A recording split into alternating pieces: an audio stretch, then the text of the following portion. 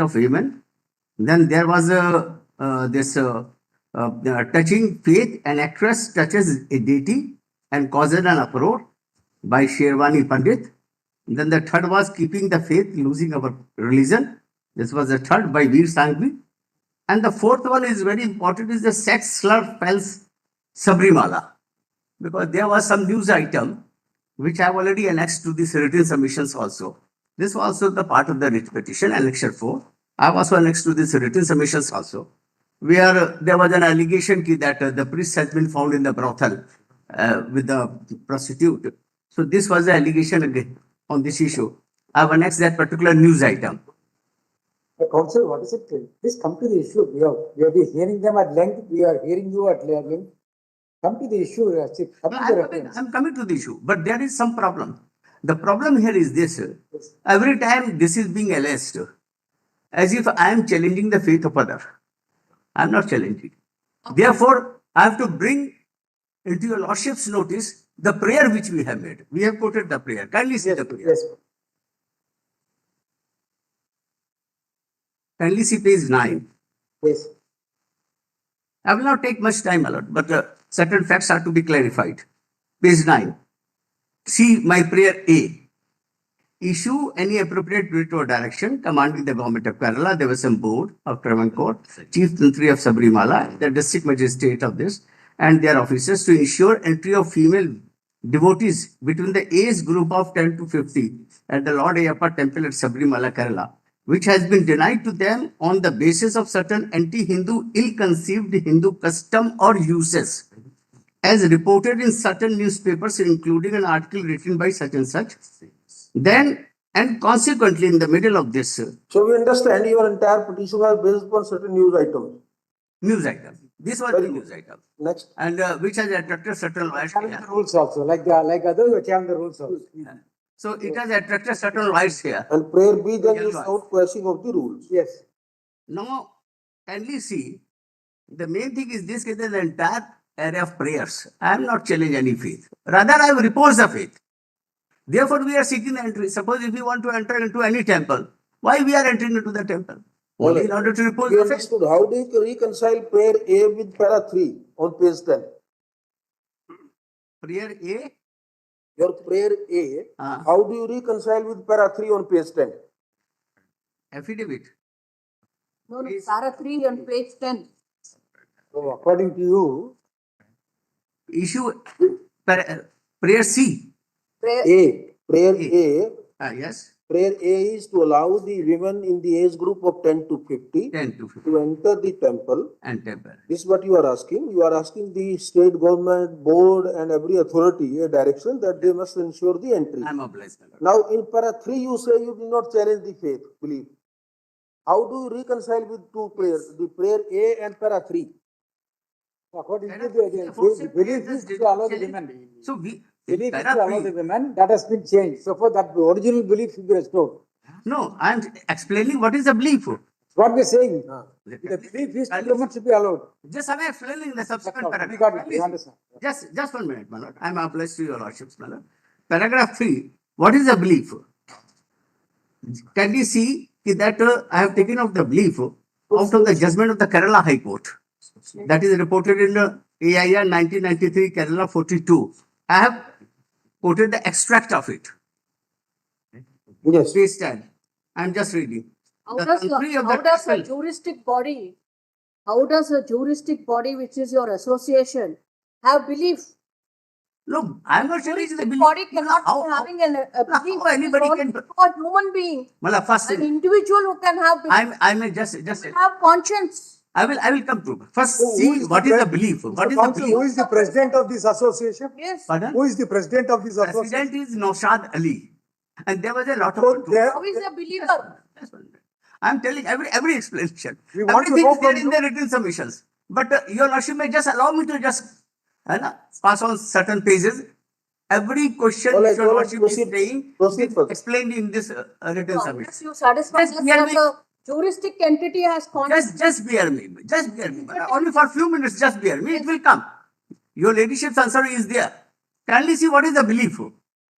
how the belief has been found in the Kerala High Court. That I am quoting the judgment of your lordship. Kindly see, my lord. It's very important.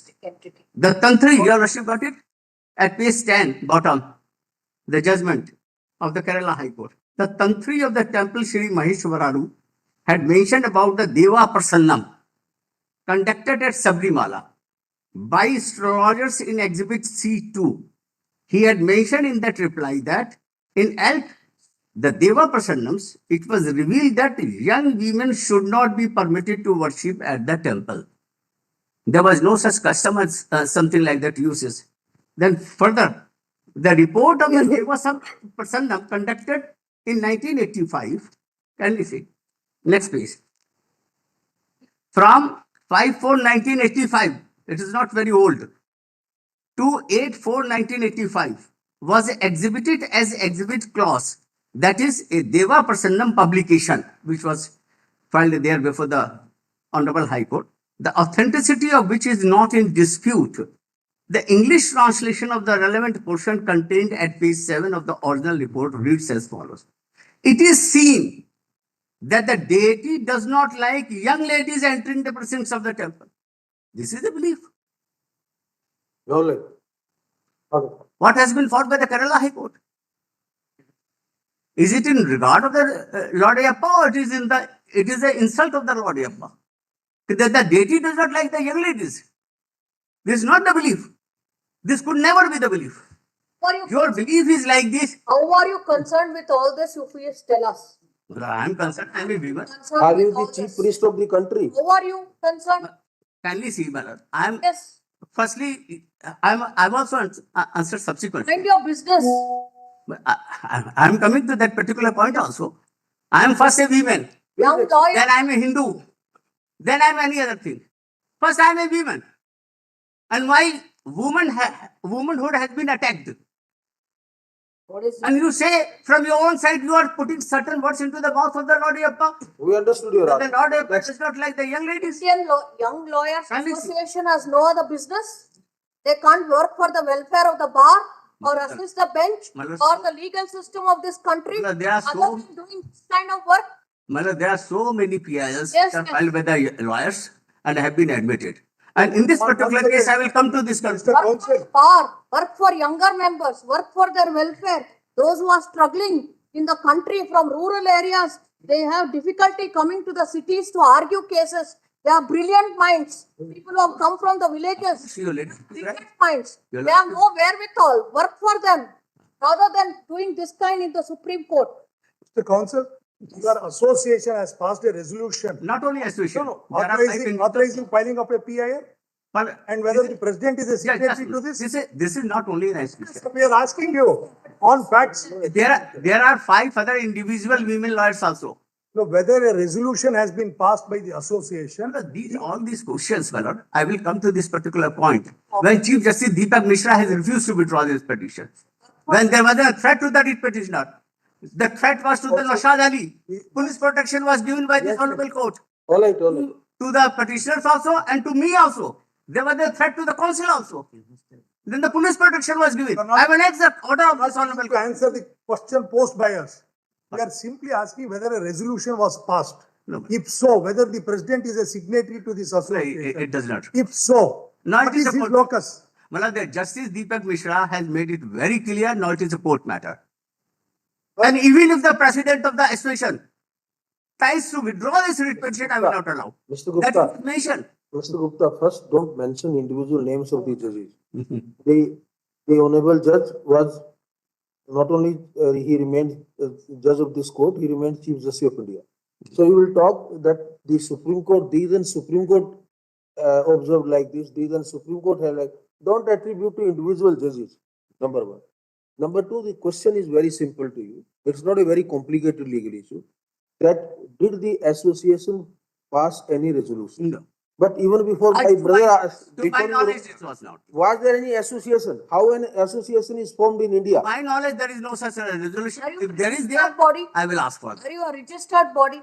You are not. I am a registered body. No. It is a registered body. Otherwise, I could not have filed it, madam. It is a registered body of the lawyers of this court. Perfectly. Welfare of young Most lawyers. of them are women lawyers. They are the members of this association. but there are males also. So, good luck. Unfortunately or fortunately, whatever you Don't worship. embarrass and expose yourself and embarrass the court by taking up with costly causes like this. Yes. They can't say anything beyond this. And it's a clear case of abuse of process of law. Exhibited the council before before the 9 judges bench. We are very sorry to say this. Having devastating We are hearing eliminating argument from both sides. Kindly see. And then Kindly see, because now a petition like this. one of the issue, it that is causes the issue so number much of 7. discomfort. One of the issue number 7 relates to this. Whether such an kind We of will could be admitted or not. without Kindly going see to the touch judgment upon of the question of law. Krishna, what he has stated about. All right, now tell us what you want to say on the 7 issues frame. We at least now we don't want to expose, embarrass you. Please go into the legal issue and then make your submission. To that extent, still we are reasonable to enough to hear you. Please tell us on the issues frame.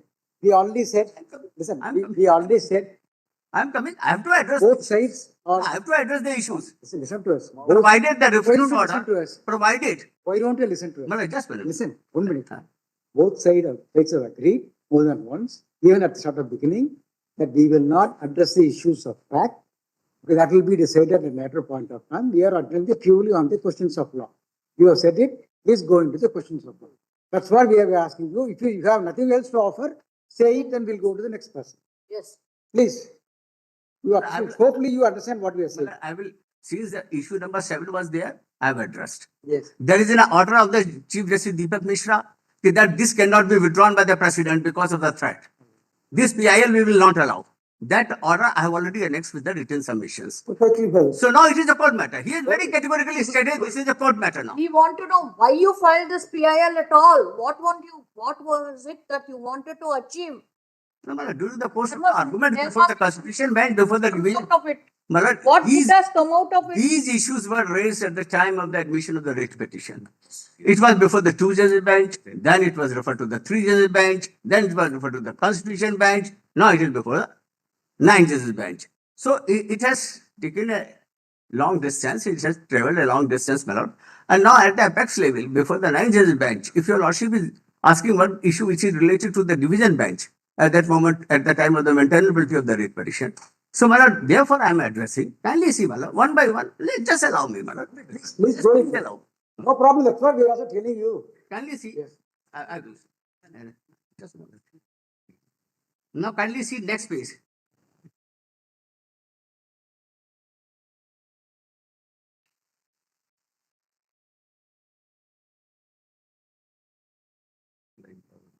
At page 12, then the notice was issued. And after the Kerala High Court judgment, I have already stated that what the belief was. The belief was to the exclusion of others. Then kindly see page 14. Lord Ayappa was a Buddhist. And it has been admitted by the state of You are Kerala. saying you are a believer and you are saying you are having faith. And now you say, no, Lord Ayappa himself was someone else. I'm just What is this, sir? kindly bear with me for some time, because this is what the state of Kerala has We are stated. telling The you. state of Kerala has stated. What is your belief? We want to know, not what state of No, I Kerala is believe in. I will not enter into any temple unless I don't have the belief. For example, just 4 kilometers from here, there is a temple of the Lord Hanuman, where you have to offer a bottle of drinks. I don't know whether your lordship has heard about it or not. Believe that the court So I do not enter believe for because I do not believe in it. I don't want to offer a bottle of drink to the Lord Hanuman. So I will not enter. Suppose if I enter into the temple and say, what you are doing it, I will not allow you. Then your lordship can say, once I am entering into a temple or in a masjid or in a church, we have to follow the norms. So far the faith is concerned, belief, I am saying, the belief, what has been extracted in the judgment of the division bench of the Kerala High Court, and that after research, they have said that Lord Ayappa does not like young ladies. This could not be the belief to the exclusion of others. Now, kindly see next thereafter.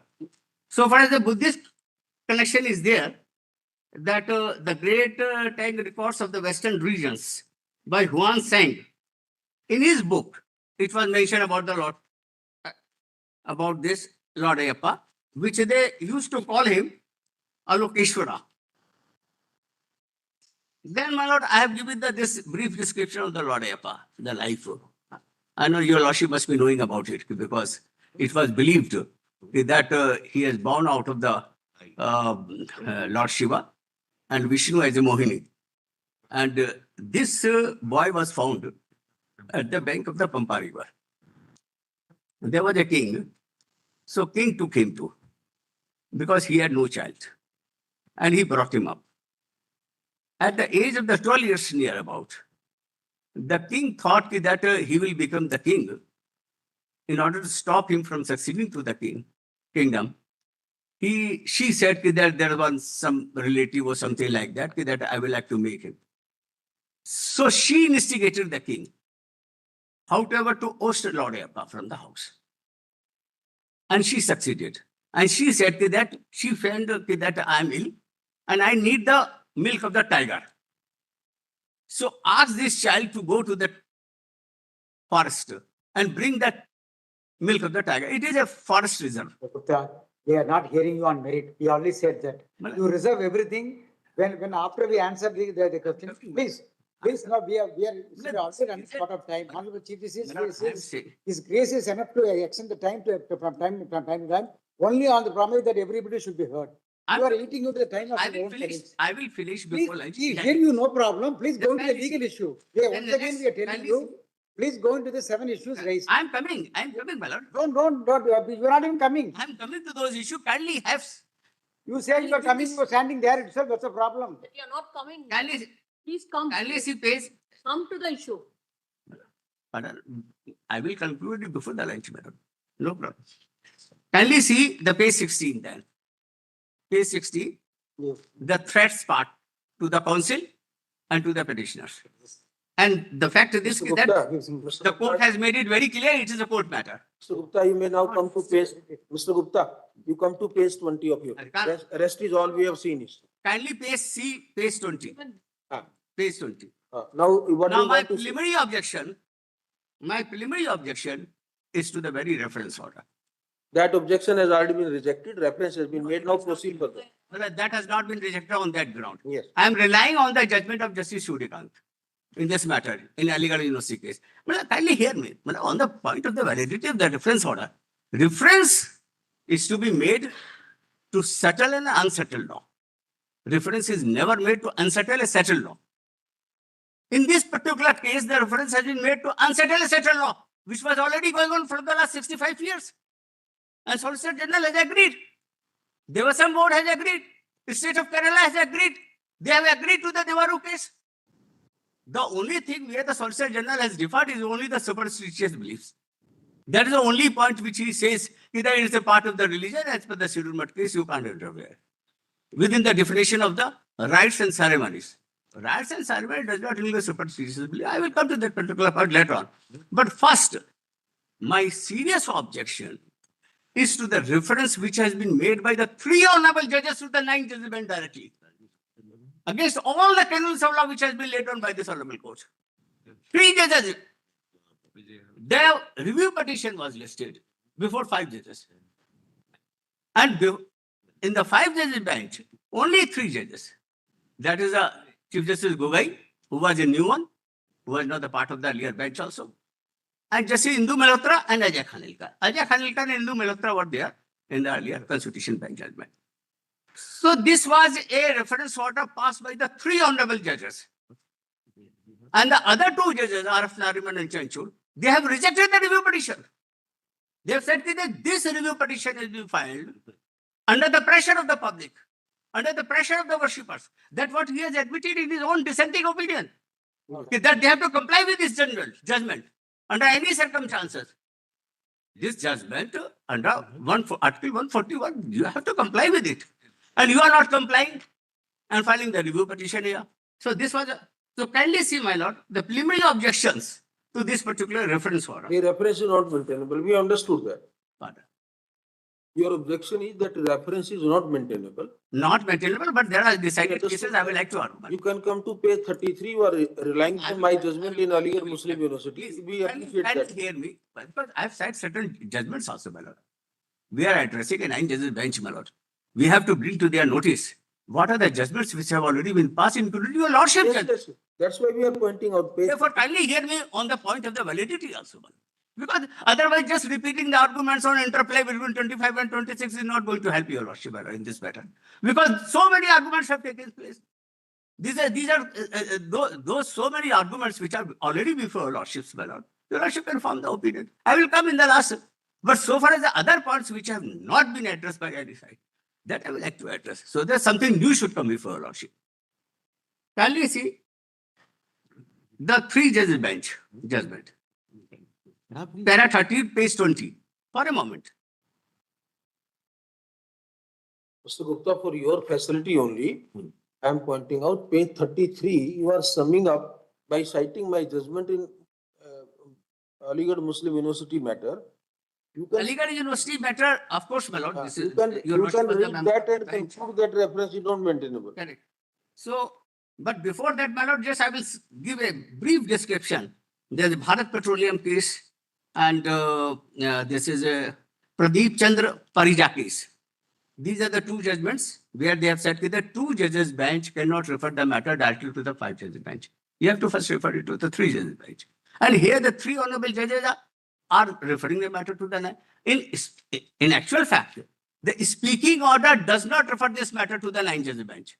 The speaking order says that the matter is referred to the 7 judges. And that was the understanding was given to Arif Nariman also. Kindly see the minority judgment. Kindly see the judgment of this Chief Justice Gogoi on this particular issue. Kindly see just.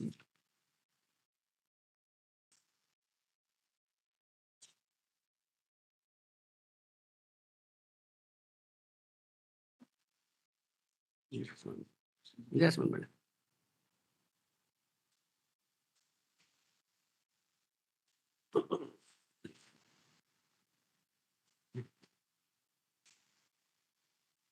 No, just 21. Yeah, 21. Kindly see page 21.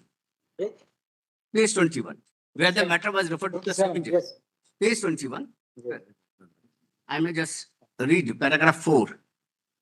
And there was no error pointed out in the Sabarimala case There judgment. is no dispute. No error, no lacuna, Notice, not is it is also not per inferium also.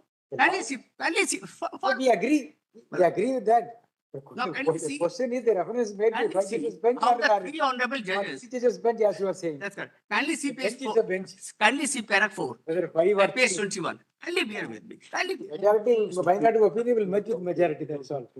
I will be grateful if Lordship and just a glance at page 21. Paragraph 4. Can I read it? It is time that this court should evolve a judicial policy. The reference could be made on the basis of the judicial policy, evolving a judicial policy. My first objection to this one. Befitting to its plenary powers to do substantial and complete justice and for an authoritative enunciation of the constitutional principles by a larger bench of not less than 7 judges. This was the reference. This is what the Chief Justice Gogoi has done it. 3 judges bench mentioned about the 7 judges bench. Then kindly see the next paragraph, what he says, and what is the basis of the reference for Ramala. Kindly see. In this context, the decision of the 7 judges bench of this court in Commissioner of Hindu Religious Endowments Madras versus Shirur Math case, holding that what are essential religious practices of a particular religious denomination should be left to be determined by the denomination itself, and the subsequent view of the 5 judges bench in Durga Committee, Ajmer versus Sayyid Hussain Ali, carving out a role for the court in this regard to exclude what the courts determined to be secular practices or superstitious beliefs seem to be in apparent conflict requiring consideration by a larger bench. It is not reference to any error which has been pointed out in the Sabarimala case. The subject review petition, kindly see next paragraph.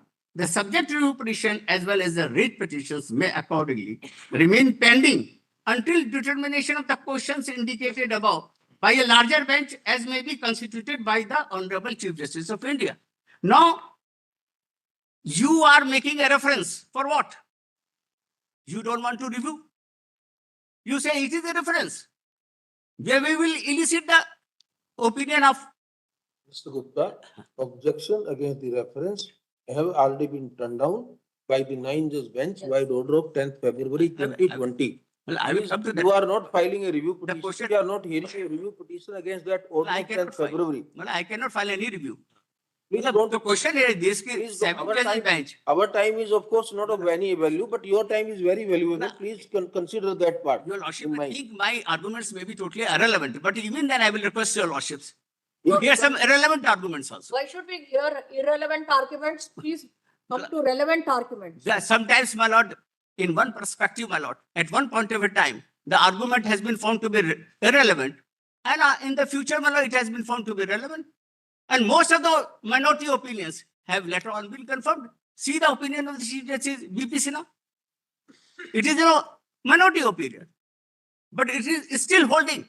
Now the matter has again been referred to Constitution. Saying something this side, saying that. Kindly hear me. Say it for you, it can be reviewed. You say for other things, it can't be reviewed. Kindly. Now see kindly the minority judgment of the RF. Well, at page 22 I have quoted. Kindly see what he has said and what he had been given the impression while he was sitting in the Constitution bench. Paragraph 1, the bold portion of it. He has then outlined 7 issues, RF Nariman says, which may be referred to a larger 7 judges bench. Also, the apparent conflict between the 7 judge bench in the Shirulmat case and Devadu case, the Dargah case, Dargah committee case. So, kindly see, my lord, that even the minority judgment, Justice RF Nariman, who has dismissed the review petitions, he was also under this impression this matter has been referred to the 7 judges, from where 9 judges have come. I do not know. I have not seen any. All right. Noor Mutt has to be reconsidered. That is 7-judge bench. Naturally, 9 judges have to sit. No, but I should be given an opportunity on that particular point. I should be given an opportunity.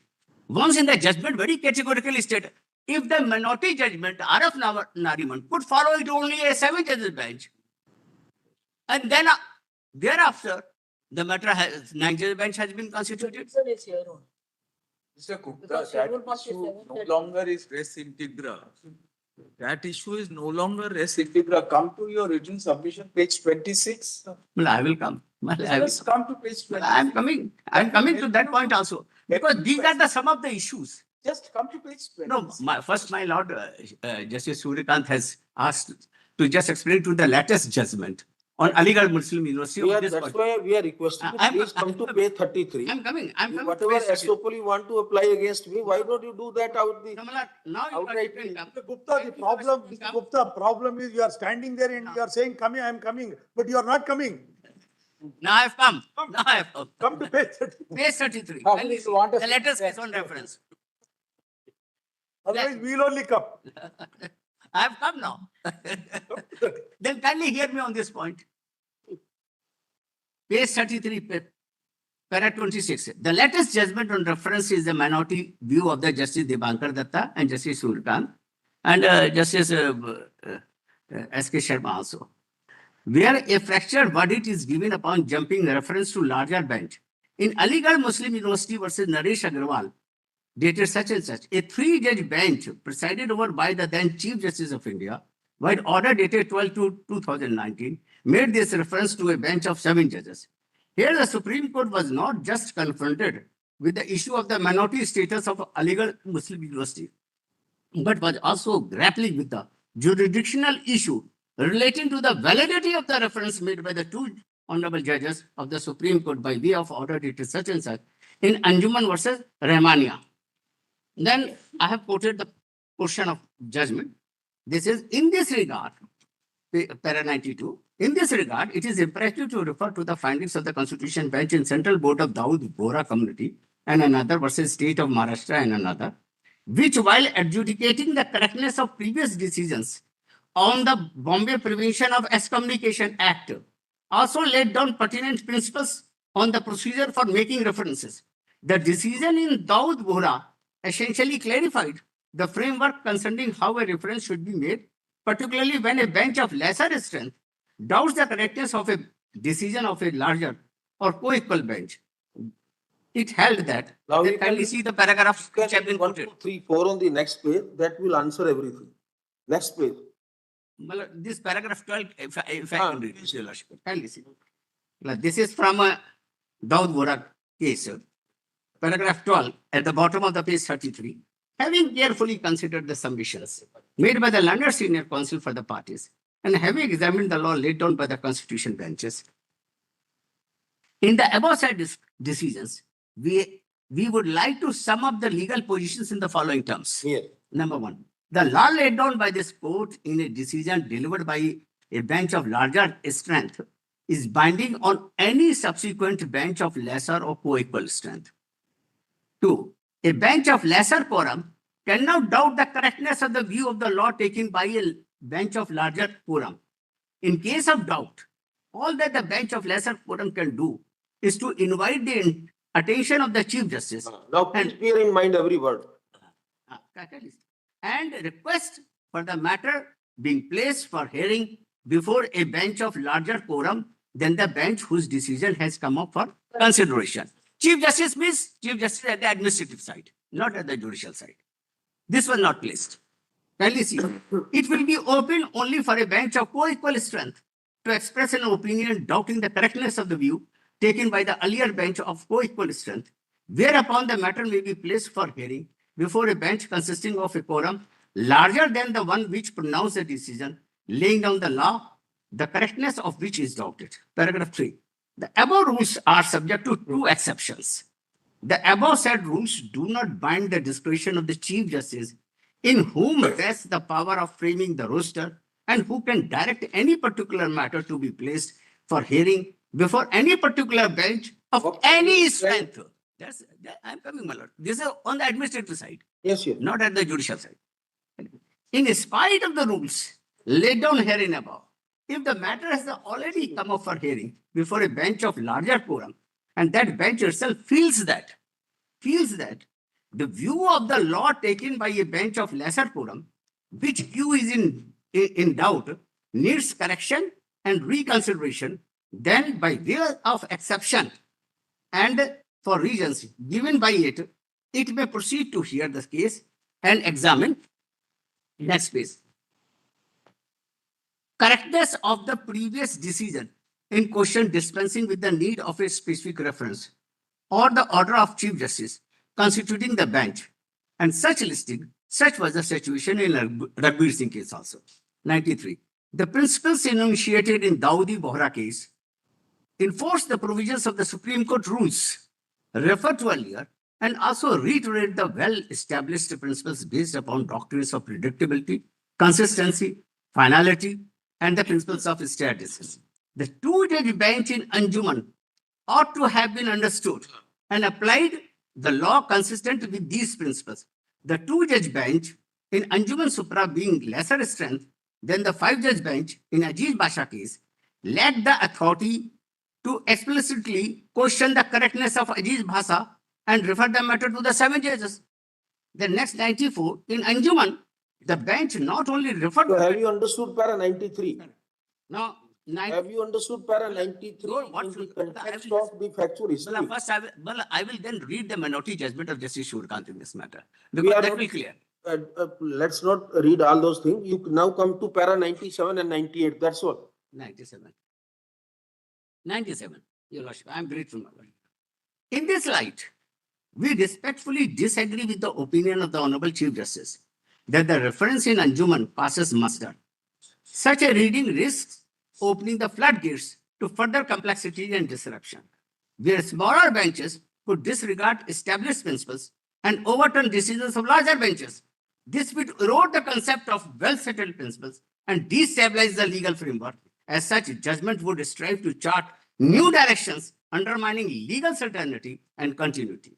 Ironically, the reference in Anjuman Ironically, the reference in Anjuman Supra strikes through the very core of Daud Bora and the law laid down therein. Now read para 98. I'm obliging. Then, my lord, skipping over, then I'm just reading the Para minority. 98 also, and then sum up this argument. Then let us finish this argument.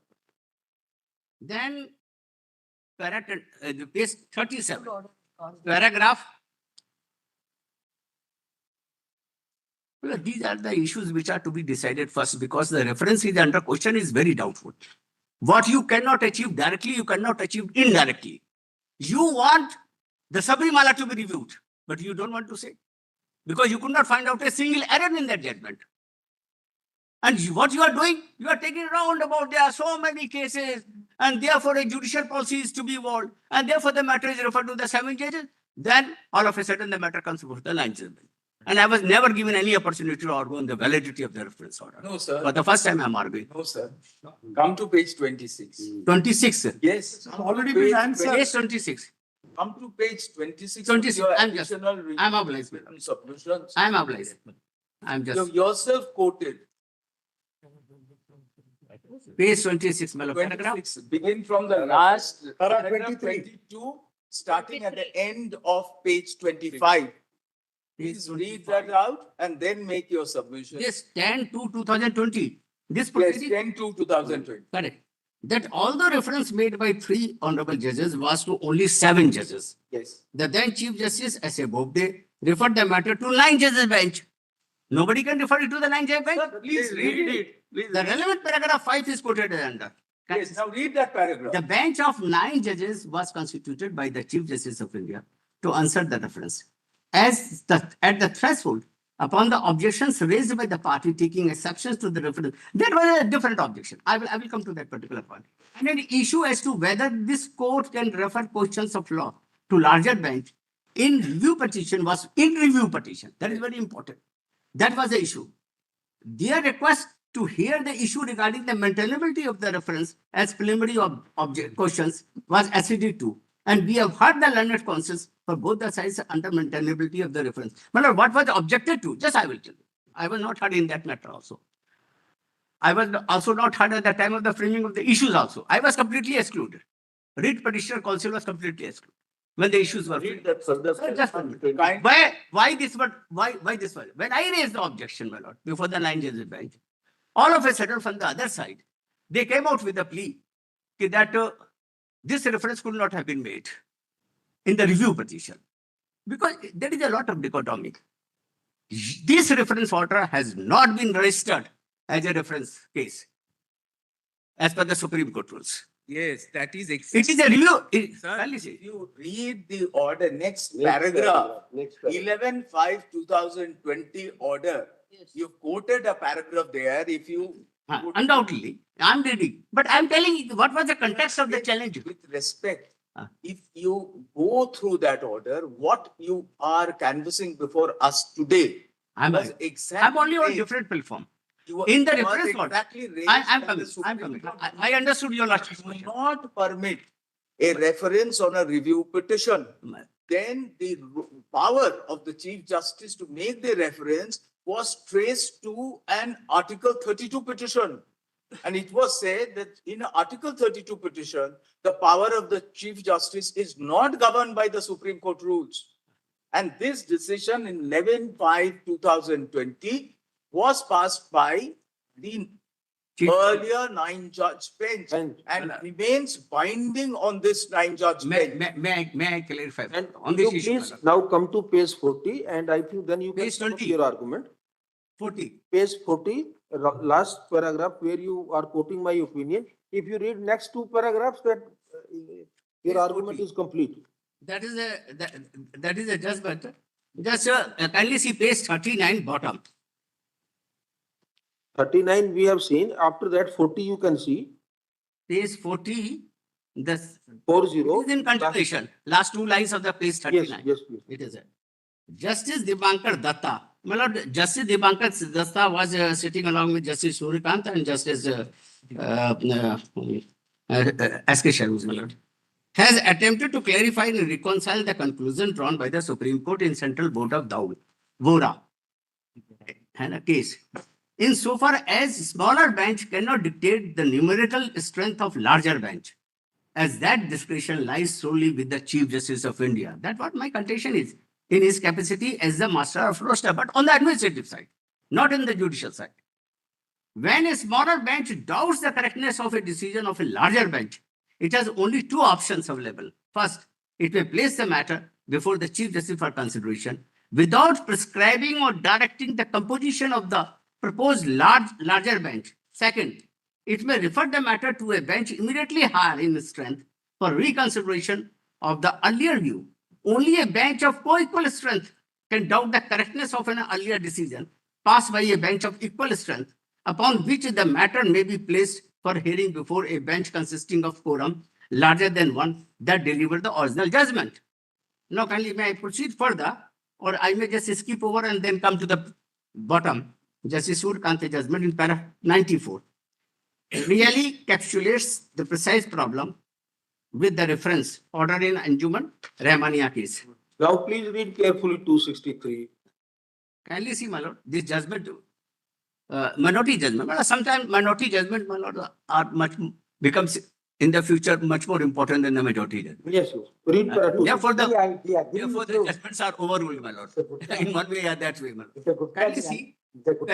Gupta, listen to us. I think we have no difficulty in listening to you. Here, Here, this you are side. looking everywhere except me. Please read us. I'm sorry, my lord. All right. Well, I have a cataract operation. Well, I'm sorry, my lord. We I have understand. two problems, my lord, physically. One is of the eye and of the ear also. But we don't have difficulty in hearing your argument, no problem. See, Thanks to God, there is no problem with the tongue. So, see, we'll tell you what. See, we understand. just Why bear don't with you listen to us now? You don't mind. Our problem is you're not listening to us. That's a problem. You have to hear, Yes. not just listen. Hear, my learned brother. I'm sorry, my lord. You're There is a beautiful saying in our in Ramayana in our place. When Rama threw the arrow through Tadaga in Tadagavada, he explains it gets him so fast and then pierced it and went away so fast, like a sane voice of a learned man to a man who does not want to listen. So it'll come so fast, it'll go so fast that's the explanation is given. It is just like that. If you want us to listen, then you have to just listen to us also. We understand your argument. You are laying upon the Chief Justice's argument. We also accept it. As my brother has put it, he asked you to read para 22 and 23. Now this is 23, para 22, it actually says 7 judge, reference to 7 judge, not challenged. Then the Honorable Chief Justice and the Administrative said, that's what my Chief Justice is saying. He referred to 9 judges bench. 9 judges bench. That is an administrative order, he referred to it. It's not a judicial order. Well, how can And what now you were saying that is in line with the observation made in the other judgment. my lord, It's a discussion 7 of the judges Chief bench, Justice. 7 He judge bench accepted was the never nine. constituted. Mr. Gupta, Seven- the problem in Anjuman with regard to the legality or validity or propriety of that reference, No, that's my lord. I have just tried to sum up in 3-4 I'm lines. reading, my lord. I'm going to start. Page 41, para 263, That- that respond to Your you. lordship, I'm obliged, my lord. Kindly see. Can I start from the top? Yeah, in Anjuman, yes. Page 41, Yes, please. 263. In Anjuman, Yes. the bench not only referred the matter, but also specified the numerical strength of the bench to which it should be referred. Now it is a two-judge bench. Two judge bench. Anjuman is two-judge bench. Correct. The bench not only referred the matter but also specified the numerical strength of the bench to which it should be referred to. Your A lordship. further direction that the matter be placed before the Chief Justice for the limited purpose of notifying the composition of the seventh judge bench. Correct. Yes. So that's what I'm saying. 3 judges headed by Chief Justice Gogai. 3 judges only to have dismissed. They have referred directly to 7 judges. As what is written. Then in the chamber, it was referred to 9 judges. Yes. At the administrative Now side just- or whatever side, Just read there is the no next line. proceedings where the matter has been referred to the 9 judge bench. At least I could not locate any proceedings. Either the matter was referred to the 9 judge bench. It was only to 7 judge bench, and that what was the impression of the Justice R.F. Nariman also. That the matter is going to be referred to the 7 judge bench, not to the 9 judge bench. And there is no need at all. Now just read the next line. Kindly see. Paragraph 264, my lord, if your lordship can. 263, you can read the left out line because thereafter you can proceed to the next point. At our command, we do not appreciate as to how a 2-judge bench could dictate its viewpoint to the Chief Justice of India. This, to our mind, effectively impaired the Chief Justice authority as a master of the roster. Yeah. Allowing such a practice would enable benches of lesser strength, such as it to the judge bench, to undermine the decisions of the larger benches, potentially even an 11-judge bench. So this reasoning does not apply when the Chief Justice himself is presiding the bench. Yeah, my lord. The Now power please should be the proceed. Chief Justice of India. But at a judicial side, the Chief Justice Gogoi has taken a view, 3 judges bench, referring to the 7 judge, without referring to the 5 judges bench. All right, So- now next point. That's it. So kindly see page 264 also, just I can just read, my lord. We reiterate that such actions completely undermine the principles of state justice, as well established doctrine that mandates the consistent application of legal principles once pronounced by authoritative courts. This principle is rooted in the idea that once a court has determined a rule applicable to a specific set of circumstances, it should be followed in all future cases involving substantial similar facts. Then, my lord, kindly skip over, then come to the that's one.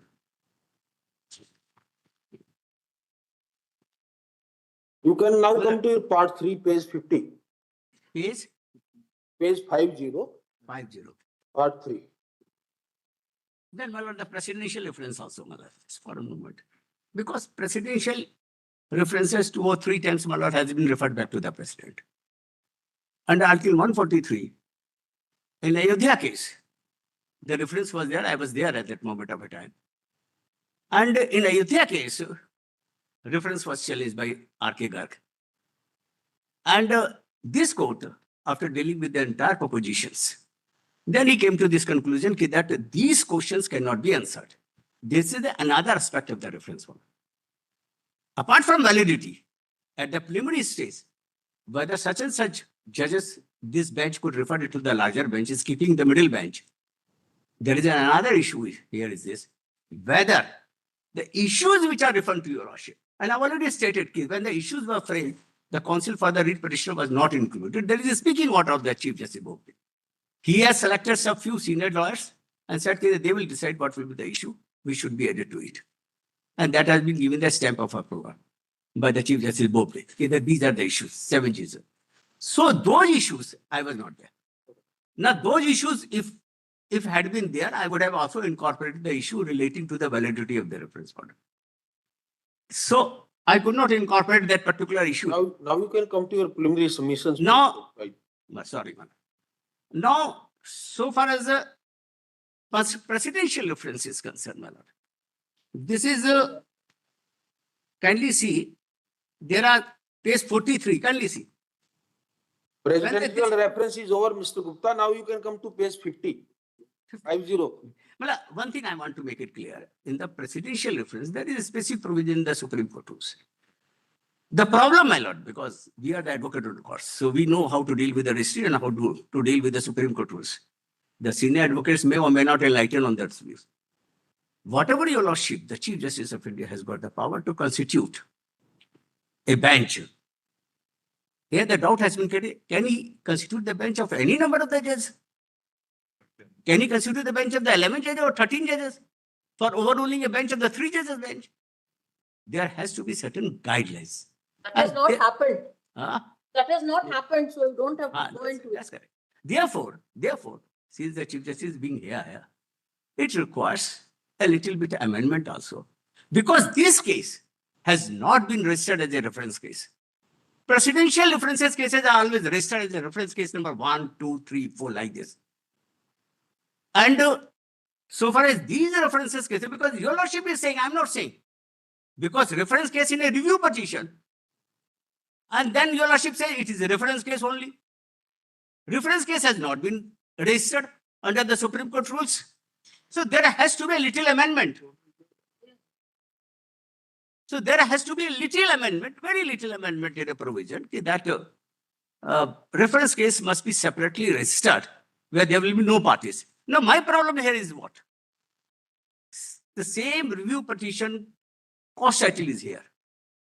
And your lordship is hearing the cost title, hearing the reference within the parameter of that cost title. Now suppose if in case your lordship decides something, it will be taken as decided within, in the review petition. And then later on, in the same brief, your worship is saying, the court says that after this matter, the review petitions would be listed, the same review petition would be listed then. Mr. Gupta, we understood your point. It's a good suggestion for our consumption or administrative side. We will consider that part. Correct. 75 years, whatever practice So, has been followed, has been followed.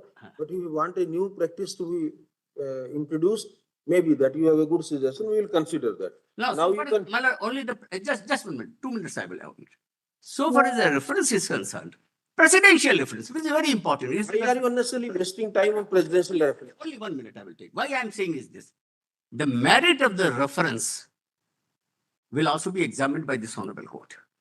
At one point of a time, just 1 minute, Mr. Gupta, ladyship has once remarked, I've heard of, I do not know, I may be incorrect. It appears to be a case of panic in vacuum. These were the remarks of my ladyship. I've not used that expression. I don't know. Well, I may be wrong. Well, I'm sorry for that. I'm sorry for that. So, at what point of a time there was a need to make such a reference? Your lordship has to see all the issues and then say that, well, I'm not going to answer any issue. we have understood your argument. Collectively or individually. We will not give any answer to this issue, this issue, this issue, this issue.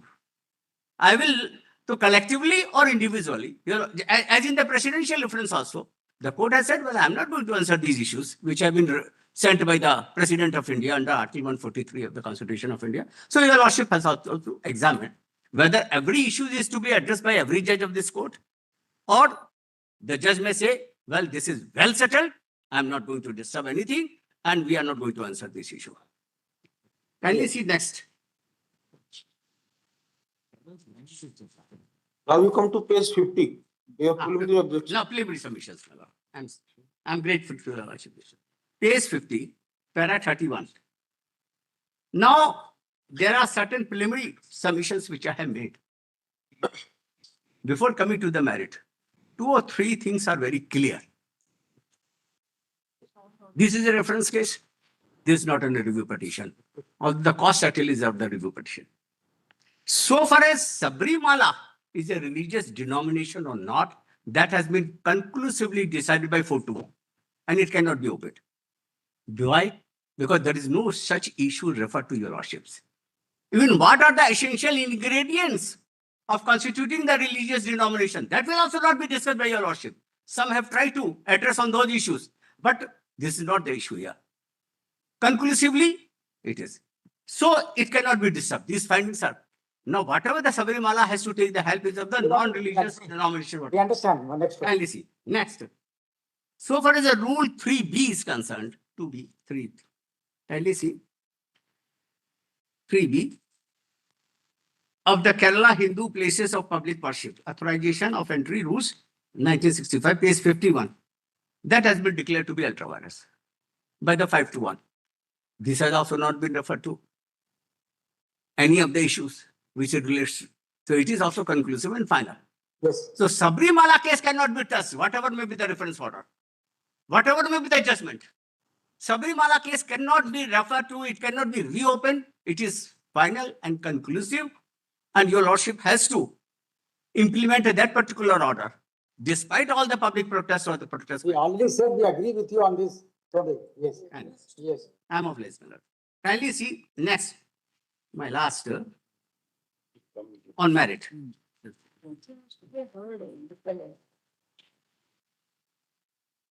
Well, I will take it to the history, my lord, of India. In context of the Indian history, then only this could be examined. Religion is such a thing, my lord, I will come to later on, my lord, that it cannot be defined under any circumstances. Submissions on merit, superstitious beliefs, oblique accretions.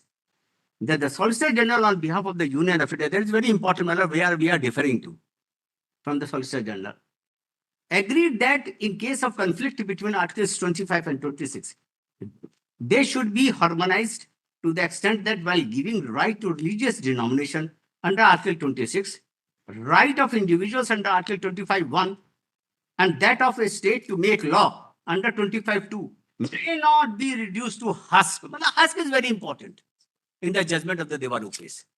You can do harmonize. What is the problem? No problem. But don't reduce the other side. to reduce to such an extent that it becomes husk. There remains nothing of that man. So therefore, Devadu case has harmonized in such a manner. And now the question here is this: he has also agreed to the extent that Devaru case is correct and there is no error. Gopal Subramanian has also agreed to this proposition, if I am not wrong. Extent Devaru case is correct and there is no error, wherein Shri Venkatramana Devaru versus such and such at page Justice Venkatbhai, if the denominational rights are such that to give effect to them would substantially reduce the right conferred by Article 25(2)(b, then of course, on our conclusion that Article 25(2)(b prevails as against Article 26(b), the denominational rights must vanish. But where that is not possible, position, after giving effect to the rights of the denomination, what is left to the public of the right of worship is something substantial and not merely the husk of it. That is very important. Husk, expression husk. There is no reason why we should not so construe 25(2)(b as to give effect to Article 226(b) and recognize the rights of the denomination in respect of matters which are strictly denominational, leaving the rights of the public in other respects unaffected. The state of Kerala has already stated in their affidavit, women of all ages must be allowed. This is the statement. I will just explain the state of Kerala. And when I filed the writ petition, left government was there. They filed the affidavit. They said that the women of no ages should be debarred. All should be allowed. Thereafter, the government had changed. When the matter came after notice, they changed the stand. And they filed another affidavit. Then Chief Justice Deepak Mishra was quite right. They said that if you are filing the affidavit in such a reckless manner, you are changing the stand because of the change of the government, we are not going to allow. Make your stand clearly that what is your stand, whether the first affidavit or the second affidavit. Then the State of Kerala Council has said that, well, I am relying the first affidavit, but it was the first affidavit. And very categorically, I have stated that the women of no ages should be debarred. They all should be allowed. So this is what the state of Kerala. Therefore, I am saying that Union of India, State of Kerala, there was some board, all are in our favor. Except 20 or 30% in the last year, they deviate. Kindly see. Then the State of Kerala, the next page, 54. The Solicitor General, however, differs over the ambit of Article 26(b) and says superstitious beliefs. Here is their diversion, and which I highly oppose the submission of the Solicitor General on this issue. Just wherein then Justice B.K. Mukherjee at page 208 categorically observed under Article 26(b), therefore, a religious denomination or organization enjoys complete autonomy in the matter of deciding as to what rites and ceremonies are essential according to the tenets of religion they hold, and no outside authority has any jurisdiction to interfere with their decision in such matters. The petitioner submits that this interpretation of Solicitor General would bind the judiciary and would strengthen the hands of those who are practicing witchcraft and befooling and cheating the innocent people from the last several centuries, which had a firm rule in India for more than 1,000 years. It is submitted that subsequently 5 judges bench in Dargah committee case reporting such and such realized this lacuna, and therefore the then Justice Gajendra Gatkar clarified that one should not get confused with many accretions added in due course of time to the core set of rites or ceremonies practiced by religious denomination. He observed at page 411 and 412 that in order that the practices in question should be treated as part of religion, they must be regarded by the said religion as if essential and integral part. Otherwise, even purely secular practices, which are not an essential or integral part of the religion, are apt to be clothed with the religious form and may make a claim for being treated as religious practices within the meaning of Article 26. Similarly, even practices, though religious, may have sprung from nearly superstitious beliefs and may, in that sense, the extraneous and unessential accretion.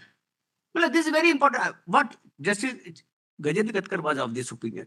In religion, since it is coming from a very long ages, a belief was a very good belief. And then later on, subsequently percolated into a dogma, a religious. So he says accretions in due course of time, which converts into superstitious belief. So that's what Justice Gajan Karkar has departed. And it's written like this. And where my learned Solicitor General has also differed and says that it is within the ambit of the page 55. Since most of the religious denominations like Sabarimala, Ajmer Dargah are ancient institutions, many rites and beliefs may get added in due course.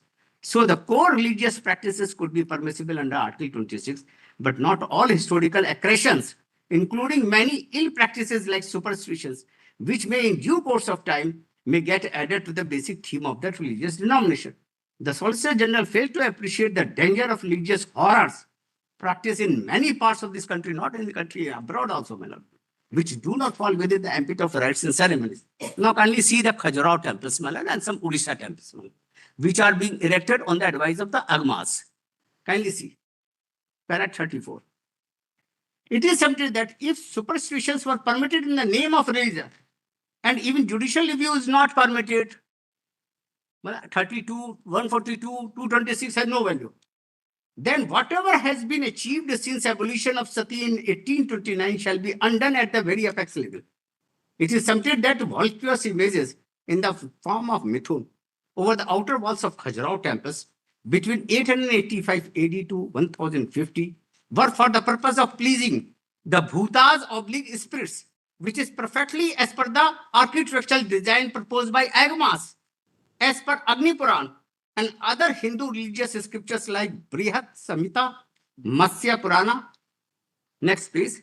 In construction of Vishnu temple, Torana of the same should be decorated with Mithuna sculptures along with other essential items like Vidyadhara, Gandharva, loin, tiger, etc. Similarly, the Agni Purana have also beautifully concluded that the last four shakas, division of temple, should be decorated with erotic imagery. The Brihat Samhita, a treatise of 6th century, have also referred that the door of any Saivite temple should be adorned with the figures of birds, trees, pots, and with male and female figures, as well as those leaves, creepers, and other fiend attending on Shiva. Regarding Khajuraho temples, Kyan Brata Chakravarti, my lord, he is a very. So what is your argument here? My argument here is this: that suppose if they go to the extreme side, that the judicial review should not be. You forgot about them, you concentrate on your. I'm correct. I'm coming to that particular point. Now, kindly see, my lord. For example, if your lordship hold it, there are two aspects: judicial review and thereafter whether it should be permitted at all. Suppose if it is being found to be part of the religion, it is a part of the Article 26B, and court cannot look into it. Now they say, so far as the Khajuraho temples, the images which are there, which the Mahatma Gandhi has said that it should be raised, and but it's still persisting. Suppose if I erect a Khajuraho temples type of temple in my colony, and the inhabitants are objecting to it, then this court cannot look into it because it's a part of the religion. So where we will stand? Not only Khajuraho temples, in several Odisha temples also. Mr. Gupta, we don't want that religious debate here. Well, If you do not know anything about a temple, ambit of do the not know anything a temple, please don't argue, raise an argument only for the sake of lifetime. Other examples. Kindly see the other examples. You have no knowledge of these temples we are referring to. Your knowledge is extremely poor if you want us to quote. No, but so far as these Now, other please proceed temples, further. worship is Don't going waste on. our time also now. Now, next, kindly see that. You have absolutely no knowledge of any these things. Now, kindly You are see, referring to. kindly see page 57, the Gita, what the Gita says, my lord. Can I quote the Gita, my lord? Kindly see page 57, what the Gita says. Paragraph 36, my lord, bottom page 57. I am just quoting 2 lines of the Gita. Holy Gita mentions about worshipping bhutas by depraved kinds of people. This has also been mentioned in chapter 17, shlok 4 of Gita, where few depraved sections of society worship them. Next page, 58. Kindly see, my lord, the middle portion I have given the English translation, my lord. Your lordship got the middle portion at page 58, what the Gita says. Those in the mode of goodness worship the celestial gods, Those in the mode of passion worship the yakshas and rakshas. Those in the mode of ignorance worship ghosts and spirits. So this division has been made, and in Gita it has been mentioned. Then your lordship has to see that religion, if you leave the religion, Your entire translation is wrong. You have no knowledge of these Sanskrit words and you are wrongly translating and giving a complete I do not- feedback and misdirecting us. I admit I do not know this. Therefore, why are you relying upon when you do not know the subject? This is only, my lord, I can give the source of the Confined to your legal, we have already told you that we are only within the framework of 25, 26. 26. Who is asking you to explain, yes, what is Yaksha and what is Rakshasa? My submission before lordship is this. The translation of Rakshasa. 26. Post- I may, your lordship may be correct. Because whatever I could catch hold of, I have given and I have produced it. And I have also given the meaning of each and every word which has been used in this slok. That is also the person. written there. What He may is be your, right, what he is may be your wrong. argument? What is your argument? No, Apart I'm from coming. drink. Religion. Mr. Gupta, we will read this portion. I think the most important arguments is capsulated from page 74 onwards. No, I'm coming to 74. Mala, I'm at page. Please see, I'm sorry, from Mala, I'm page obliged. 74 onwards, Mala, they I will are come. more focused I on will the come. questions. Other Then than kindly see- history about religion, we will read it. Now, kindly see, my lord, just thereafter, my lord, that page 59, paragraph 38. Go to page 75. No, I'm coming, my lord. But before that, at page 60, the National Crime Records Bureau, an office attached to the Indian Ministry of Home Affairs, started collecting data on human sacrifices. At page 60, paragraph 39, human sacrifices. This is a Government of India record. Then I may skip over it. When these children are sacrificed, they are usually mutilated. Page 61, quoted portion. Their ears and nose are sliced off to unleash a stream of blood, which is collected in vessels and offered to goddess. In Krishna case, a hole was drilled into his head to facilitate this. Several tantrics are known to drink the blood during the ritual, which is usually performed on new moon and full moon nights. Next, kindly see. Then I will skip over this one. Now come to the page 60. Sir, and come to page Page 75, 75. that will help you, sir. Mala, very important. 75. Very important is the is just That part you please leave Madam, us to. one very important is the Sati Pratha. Leave us to read it. Mala, I will just read. Save your time, sir. We are worried about your time. So many other senior councils are there. I We can can correct read you, this Mala. portion. Kindly see, From 75. I am only going to read what the Privy Council has held in the Sati Pratha. That will case. read, sir. And whatever the other side mindset is, the same mindset was reflected before the Privy Council also. Is not disputed to fall within questions of public order, which is a exclusionary clause for Article 25 as well as 26. It doesn't really trouble us. There's no dispute intricacy. The issues that you are addressing more relevant come from page 74, 75. 75. Please address us on that. My submission is only this. 26B cannot be expanded to include superstitious beliefs. Perfect. We And therefore, appreciate- I disagree with the Solicitor General. We appreciate that part of your contention, but that starts from page 76, para 51. I'm coming. Please come there. It makes a lot of sense what you probably want to say. We will appreciate that part. We Then- may agree, we may not agree, but you please come there. I'm coming to Mr. page Gupta, 75. Mr. Gupta, That's a wonder. you can put it in a single line. See, you can see, actually, the learned at Solicitor General try to restrict his own power. You can say the power is rather wide to cover social welfare, social reform, and the third part of entry. What constitutes is a different thing, but 26, 25 2B gives a power.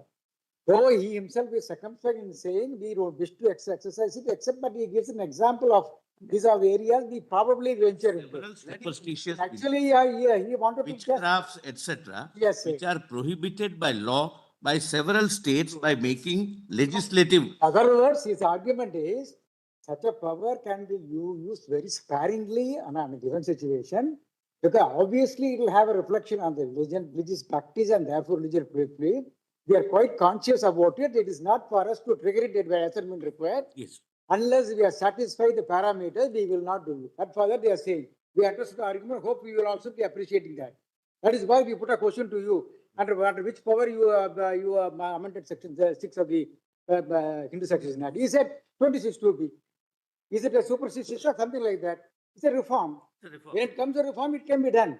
You understand the argument, no? Yes, therefore. Yes. Exclusion of the entire Yes. Hindu code bills that is a part of reform under 20. That's it. All right. If he agrees, there is no problem. Very well. Good. It should be noted down. And now kindly see page 76, religion. Well, page 76. I am coming to page 73. Paragraph 51. That a combined reading of articles 25 and 26 would show that constitution makers have provided for three rights, namely the individual rights to religion, rights of religious denomination to manage, three, states' right to regulate various aspects of the religious affairs. Now, next paragraph, it is subject that religion has not been defined in the Indian Constitution. So there could not be any fundamental right of any individual or group of individuals over any religion, nor they can claim any authority over the same. No one can issue any fatwa or command on behalf of any religion existing from the time immemorial. There are no legal successors surviving who could have claimed any right over the same. This right to religion is only given to religious denomination or section thereof. The expression any section thereof in Article 26 pertains to the said religious denomination and not independently. Therefore, constitution makers have guaranteed fundamental right to only religious denomination and not to any follower of general religion existing from the time immemorial. Except this, kindly see next page that I've already clarified. It has come during the course of the argument. That the expression person which has not been defined in the constitution is defined in the General Clauses Act, clause 42. And there the body corporate is there, administration is there. So denominational religious groups, they enjoy the right under Article 25. There is no problem like that. They can enjoy within the definition of the person. Page 77, I have quoted that particular provision of the person as such. And listen. So they enjoy. Now page 78. Now I will just give the position of other countries, about 10 or 12 countries, what I have seen the constitutions. So I will be reflecting their positions in their constitutions. Page 78, paragraph 53. May I read, my lord? Page 78, paragraph 53. Paragraph 53. Should I start, my lord? May I? Should I? Page 78, paragraph 53. Yes. That this right is not confined to only his or her religion. Very important, my lord, I am telling. It is a new argument altogether before lordship. The expression his or her is significantly missing, like in Article 38(1) of the Constitution of Nigeria, which provided that every person shall be entitled to manifest and propagate his religion. This his or her is missing. So I can practice any religion or belief in worship. On the other hand, the constitutions of Bangladesh, Vietnam, and Uganda expressly provided to every person right to practice any religion.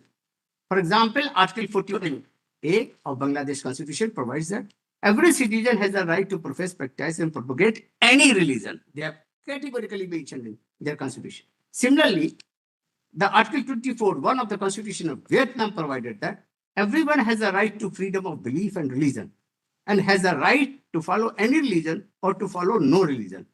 All religions are equal before law. Similarly, Article 29(1)(c) of the Constitution of Uganda provides that freedom to practice any religion and manifest such practice, which shall include the right to belong to and participate in the practices of any religious body or organization in a manner consistent with this Constitution. Then see the Constitution of Ireland.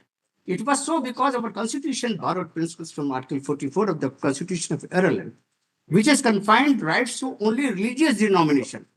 Pakistan Constitution too followed the same principle as laid down in Indian and Ireland constitutions. The other reason could be that. Next page 79.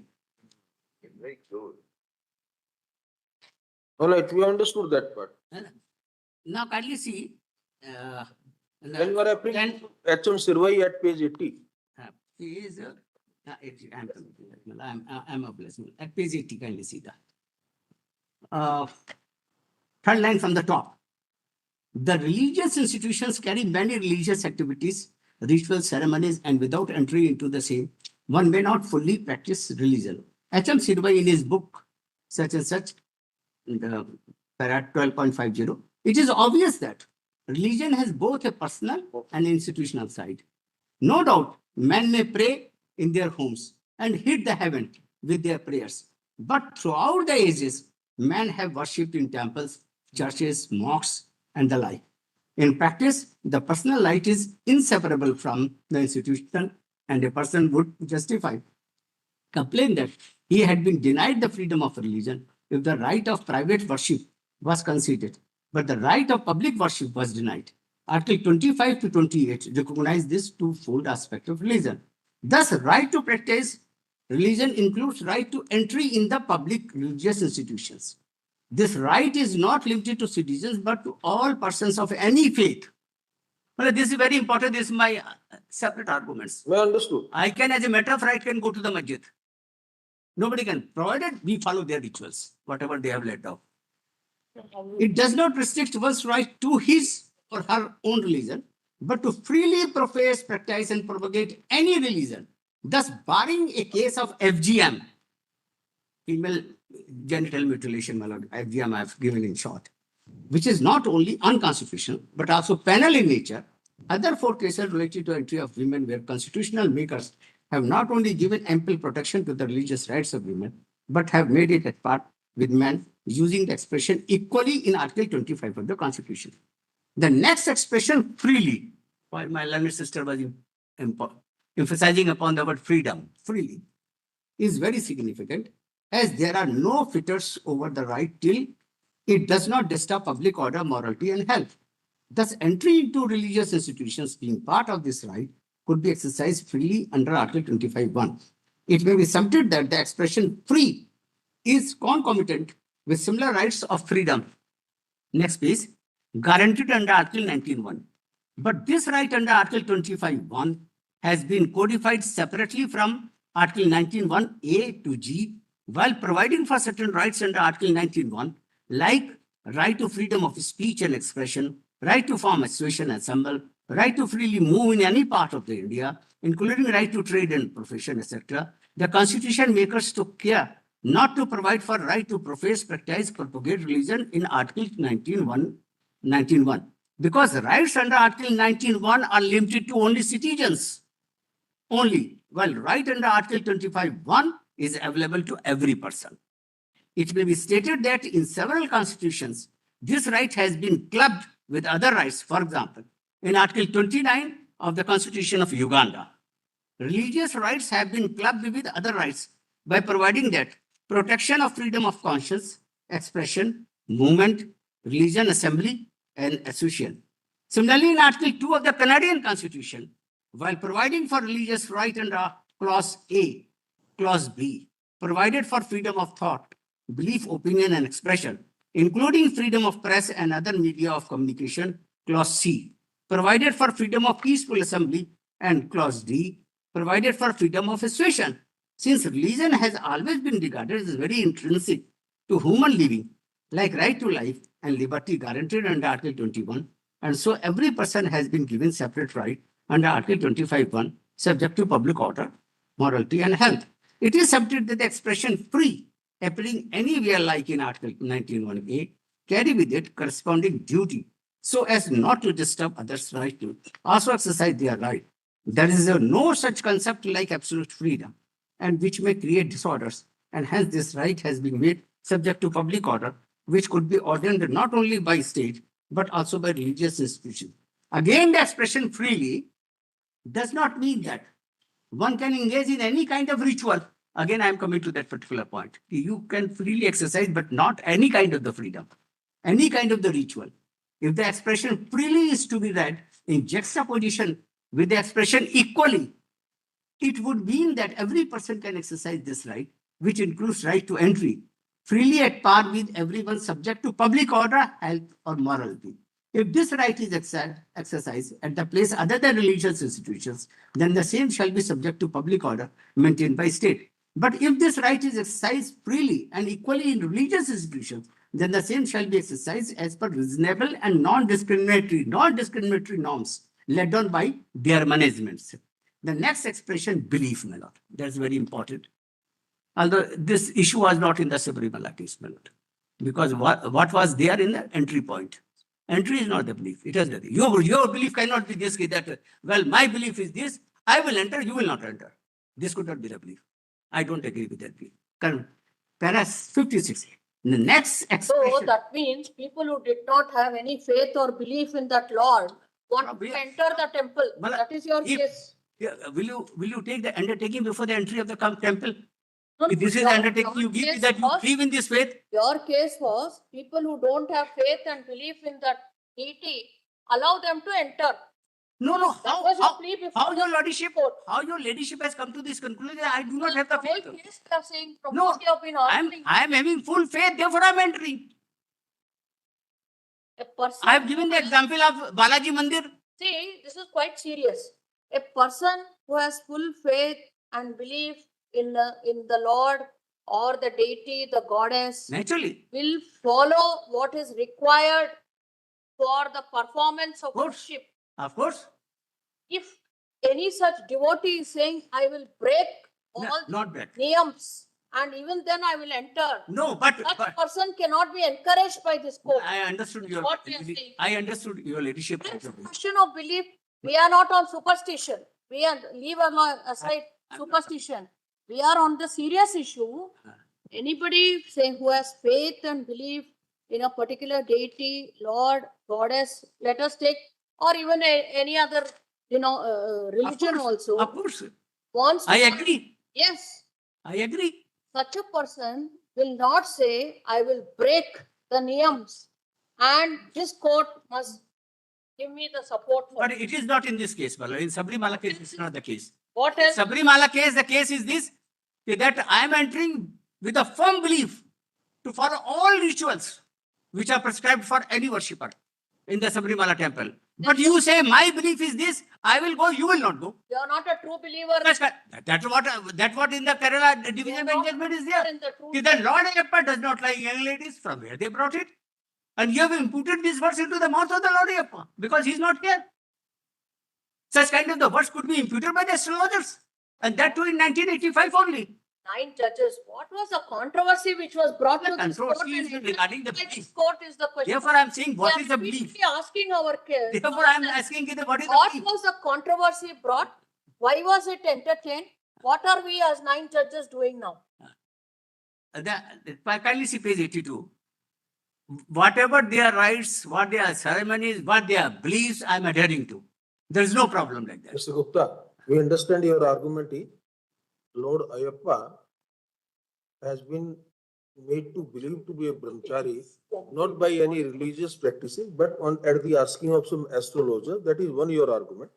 Second, your argument. Not my argument, but has been reflected in the Kerala High Court judgment. Naturally, you are heavily relying upon that judgment, so therefore it is Just your I have argument. realized. You are relying upon that. How the belief has been created. Second, your argument is that if the women can climb to Mount Everest, why not Sabri Hills? That is also your argument. Now we proceed. Now you can come to page 86, para 59. No, miss. This is just 1 minute.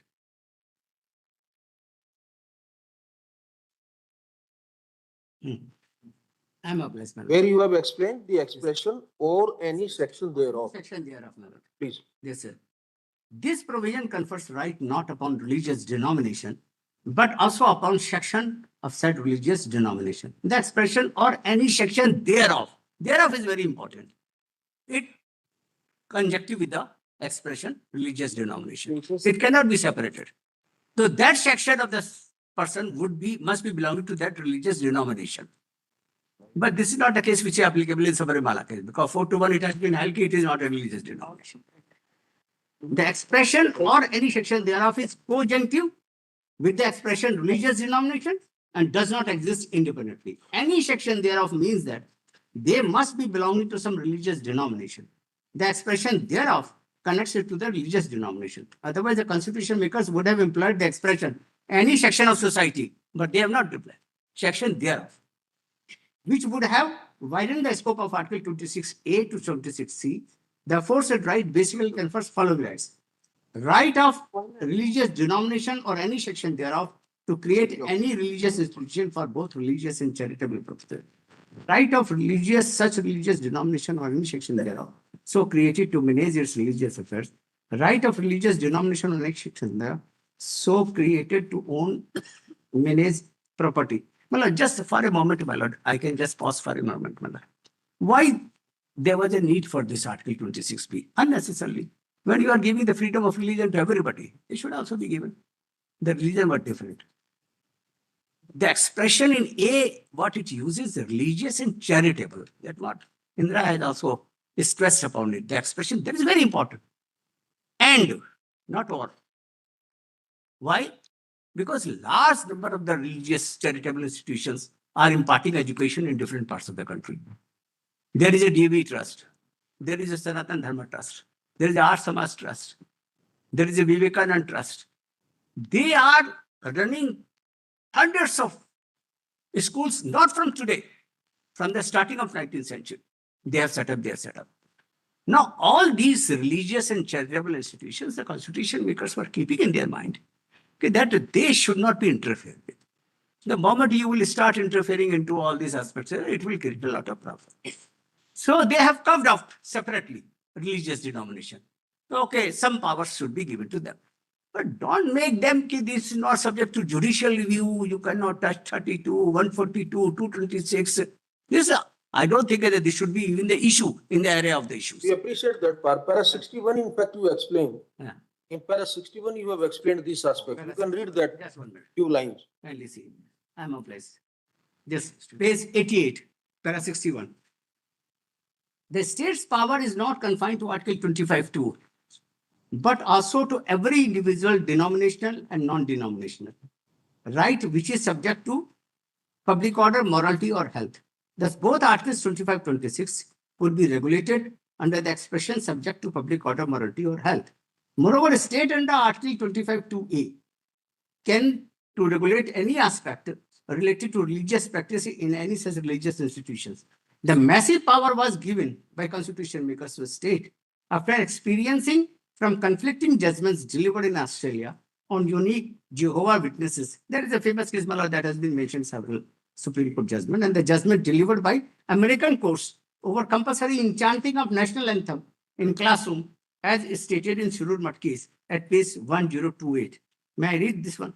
It is to be noted that both in American as well as in Australian constitutions, the right to freedom of religion has been declared in unrestricted terms with or out any limitation whatsoever. Limitations, therefore, have been introduced by courts of law in these countries on grounds of morality, order, and social protection. An adjustment of the competing demands of the interests of government and the constitutional liberties is always a delicate and difficult task. And that is why we find a difference of judicial opinion to such an extent in cases decided by American courts where questions of religious freedom were involved. Our constitution makers, however, have embodied the limitations which have been involved by judicial pronouncements in America or Australia in the constitution itself. And the language of Articles 25 and 26 is sufficiently clear to enable us to determine without the aid of foreign authorities as to what matters come within the purview of religion and what to do. Now, Mala, just for a moment, Mala, like I say, in America, the situation was entirely different. American Constitution is 200 years back. And in American Constitution, the First Amendment, which gives the right to the religious that you can also practice, that they have provided there. But at that time, the situation was entirely different. We have gone far away from there. Therefore, I wanted to read certain extracts in the prohibition of sati bill. That was very important, but your lordship has said, just skip over that one.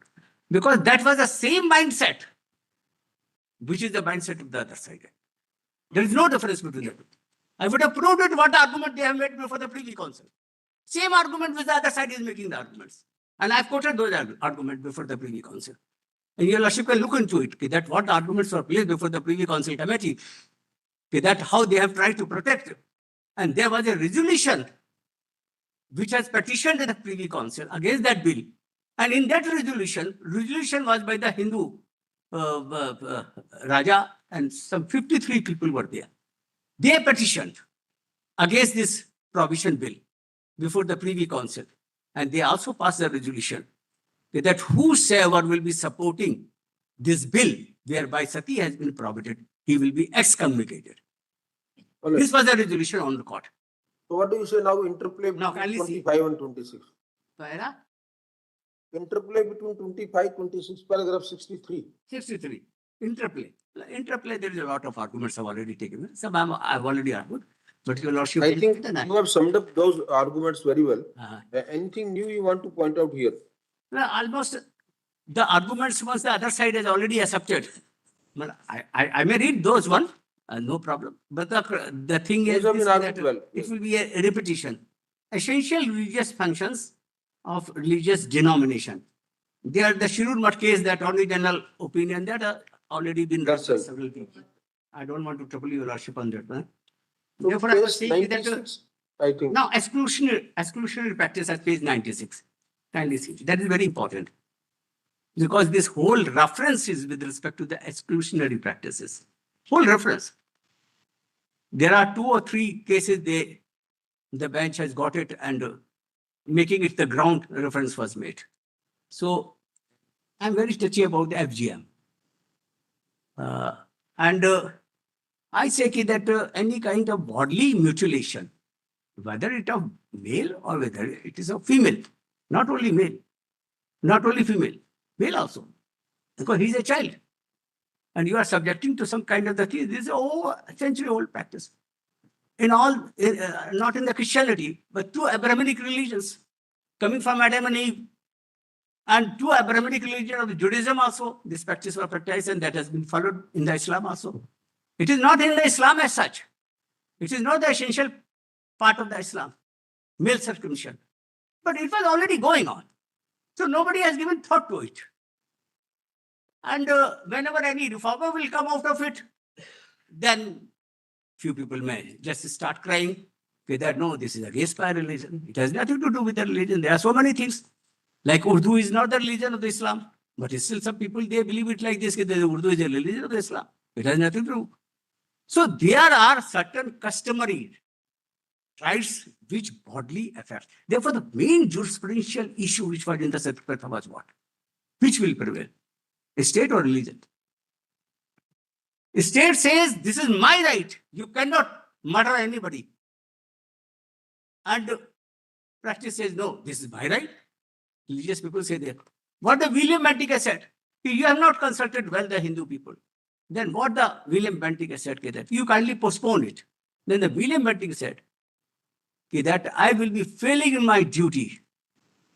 Kindly mind the words what he has said. I will be failing in my duty. I will not be pardoning myself if I delay the execution of this bill even for 1 single day. Because as per the British Gazette, there used to be 3 or 4 sati every day. So he said that I will be blamed for those ladies, those who have been burnt alive. And not only in this Bihar, this is the position. In the Bengal, this sati prathi was there. This bill was confined to the Bengal as such. In Punjab, after 10 years of this abolition, because this abolition was confined to the Bengal, when Raja Ranjit Singh died, in his funeral, 4 princes and 7 lady slaves. He had 53 wives. 4 princes and 7 lady slaves were burnt alive. This was a ghastly crime, and the same argument other side is giving. There is no difference in the concept. Same logic. This is my religion. Don't touch me. This is all Raja Ram Mohan Roy and so many people, they have come out. And health is there. This court has to be very careful so that the other side may not have this view that now they can extend up to the Home and Secretary Advisor, and at any moment of time this can happen. Well, I will give the one example which I have not read it, my lord. What your lordship must have heard about the Epstein Island. What is this? Is it a religious place or it is a sex orgies case? It is a religious place. I have not read that paragraph. Your lordship has said you skip over that. It is a religious place. It is a sand James Island where there is a temple on the top of it. And there is a Baal who was earlier used to be regarded as God in the Judaism. And ultimately later on, he was defeated by Al-Jihad. And then he was taken as to be Shaitan. And he has been mentioned 900 times there in the Hebrew Bible, Old Testament. All right. Proceed, please. So kindly see that these kind of the practices will erupt because it is a very recent one. So this court has to be very careful while treating upon the religion. Never give such a liberty as to exclude the judicial review. Article 25(1) itself says, subject to public order, morality and health. Well, morality is different.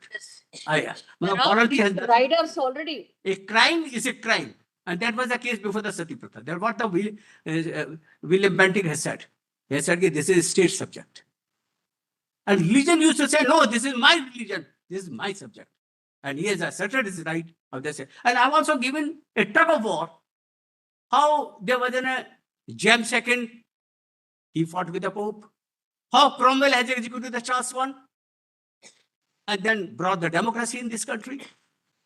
If you read the history I've given in my written submissions, how there was a tug of war between the Pope who was sitting in the Rome. He used to give the dictates to the kings, all the kings in the Europe. And then James II revolted. Like, we'll go through it. Now proceed. Kindly see my written submission on this issue.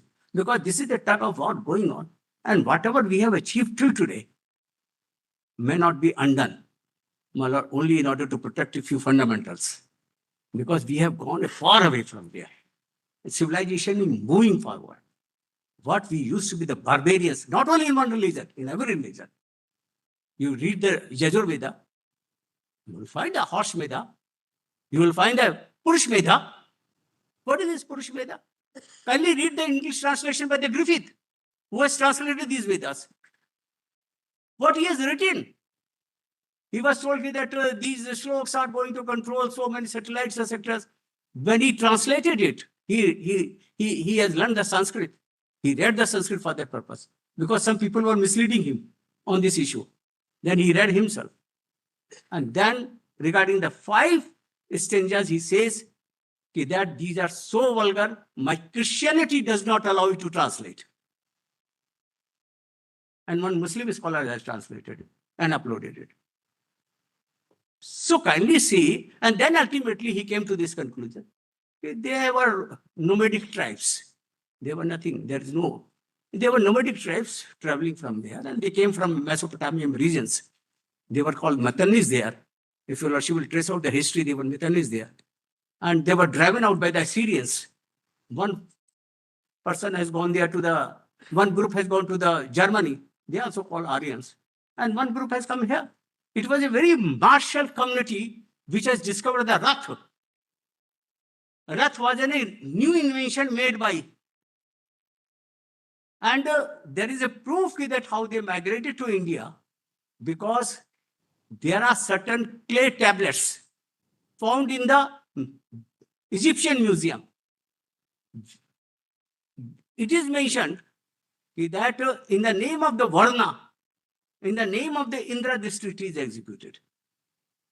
These are Vedas have no archaeological basis because they were Shrutis. They were being chanted generation to generation, from father to son and son to. No archaeological site is there. But when these people, including me also, I am also Aryan. So what we have come from there, I'm not talking about the South Indians because they were driven out of the, as per my view, Harappa and Mohenjo-daro, they were there. And in Mohenjo-daro, Harappa, there was no religion formed till today. And it was the best civilization without any religion. And the kind of the city they have developed, that city you will not find anywhere in the Europe or any Gupta. part of the world. So we will hear I'm you sorry. I'm sorry. on some other occasion Sometimes as a you become historian. emotional also. We will hear Sometimes you on become some other matter as a historian. Right now, you please Kindly see. confine to only legal submissions. Now kindly see. Now page 98. 98. There are three phases of the women where the discrimination was made. Three phases. The first phase I have dealt at page 98. When as soon as the child is born. Page paragraph 70. That this practice of FMG is not limited to only Daud Vora community, but as per WHO report dated 31/1/2018, more than we'll go 200 through fiscals. Page 98. We have seen that, and we have seen the World Health Organization issues which you have raised in para 71. Para 71. We have read that also. Then para 72, in order to appreciate the efforts made in the. You may come to page 104, Article 39. That's a new argument. I'm grateful, madam. I'm grateful. 104. Certain principles of policy to be followed by the state. Article 39. Indian female genital mutilation is not only unconstitutional, but in India there is no such problem like that. Second phase, 105, if you like. There you are relying on directive principles. Phase 105, second phase of women life. Now, when she gets a puberty, as it is in the case of the Sabarimala. That is her second phase. First, in the child, she is subjected to circumcision. Then as she grows, now puberty has come. The whole generation today is only because of the womanhood. And what is under challenge is the womanhood, not the women. Mr. Gupta, at page 105 and particularly 106, whatever you are highlighting is now constitutionally declared unconstitutional through Article 17. 105 through other, para 77, if you through other part 3 of the Constitution. So we need not to unnecessarily refer to these things. Huh? So these are the practices, since these were referred to, Your Lordship. Yes. So Your Lordship has to make certain observations, which my Lord was asking that you come to the point. Now the reference which is being made is not to Sabarimala case. Reference is made because of these cases. And you took the alibi. The court took the alibi. Well, these cases are also there undecided and therefore this. What cannot be done directly cannot be done indirectly also. So we can come to page 110, yes. Issue number 6. I'm coming. I'm grateful, my Lord. Issue number 6. Sections of Hindu, I've already stated, my Lord. Page 110. That so far as issue 6 is concerned, relating to scope of expression sections of Hindus appearing in Article 25(2)(b), it is subject that Article 25(2)(b) was codified in the light of various ill practices practiced in Hindu temples. It does not exist independently, but is dependent upon affirmative action of a state. However, while framing any law for entry of any sections of Hindus, the law has to be constitutionally valid. In Sabarimala case, the state of Kerala exercised power under Article 25(2)(b), allowing entry of every sections of society in all Hindu places of public worship, including Sabarimala temple, by passing Kerala Hindu Places of Public Worship Act. But in exercise of powers conferred by Section 4 of said enactment, while framing rules, namely Kerala Hindu Places of Public Worship Authorization of Entry Rules, 1965, it provided under Rule 3B that women were not allowed to enter temple premises at such time during which they were not by custom or uses. This is what I have challenged. Belief I have not challenged. Belief is different than the custom and uses. This I have challenged. There could not be any such custom like this. And the writ petitioner challenged this Rule 3B, which has been struck down 4-1 this year. Next question arises whether the expression all classes of sections of Hindus occurring in Article 25(2)(b) includes religious denomination protected under Article 26. It is subject that Article 26 represents one section of society running a religious denomination of any religion which is part of the general expression, all classes or sections of Hindus. It has been so held by Constitution bench in Devaru case. Well, I'm just skipping over that one. Then the issue number 4, constitutional morality. Constitutional morality is the law of the land today because it is decided by the majority of judges. Chief Justice Deepak Mishra was delivering the justice on behalf of Justice Ajay Khankar also. And Chanchud, Justice Chanchud has given a separate verdict. So there are 3 judges. So it is a majority judgment. Yes, that we understood. And it was also followed in High Court of Tripura. You can come to the most difficult question for you. One And your minute. free tanker is issue number 7. No, I am coming to 7. But one thing I may just clarify, because Justice Sanjay Karol, he was the Chief Justice then in the High Court of Tripura. There was a ritual of animal sacrifices. I have quoted that question. You also can read it from my written submissions. And he has narrated the entire story. And after following the Sabarimala case, then he writes that these animal sacrifices are not the essential part of our religion. So what my Solicitor General was objecting to, this will immediately erupt after your Lordship judgment. If the moment your Lordship judgment goes a little bit in the favor of the religion, one has to be very careful in that regard. Now, kindly see, Manoj Narula has already been argued. Now, issue number 7. Well, issue number 7, my younger sister also wants to say something because she is Bhakti Pashricha. And there was, just 1 minute. My Lord will give that time. 5 minutes kindly allot her so that she can also speak. Because this is. We will hear you, madam, but please have patience. Given opportunity, I will be addressing this. Okay. So she is very eager to. There was a lot of pressure, allurement. She was removed from the central panel. And apart from. Just one. These submissions. Acha, Not me. okay. Lordship, I will I'm, make my submissions first. okay. No, so far I've also got the life threatening, but I did not bother. And giving the life for this purpose, I do not mind. And I'm ready to die. So these threatenings were there. Then Chief Justice Deepak Mishra was very annoyed. You cannot stop the judicial process by such kind of the threatening. And he has provided the police protection. I refused. And to the president also. No, his fault. No, Shah Ali's fault was nothing. He was simply a mainlander president. He was not knowing anything about the Sabarimala, as my ladyship is right. Whether you were knowing anything about it. So far as Shah Ali is concerned, he was not knowing anything. But an impression has been given, everything has been engineered by a Muslim fellow. And he started getting threats from all over the world. Then Chief Justice Deepak Mishra was shocked. That what is happening? This affidavit has been sworn in by the Bhakti Pashricha. He was General Secretary. Vakalatnama is also of her. Nushad Ali has nothing to do. He was telling me, Mr. Gupta, what has happened. I was not knowing anything about it, how this has happened. So he has ensured that there is no delay by note. So far as she will address on this issue, so far as lazy is concerned. I know so many people, if you will go to any tourist spot, in the wayside, if somebody tells you that there is a one temple and very famous temple, you just divert your car there.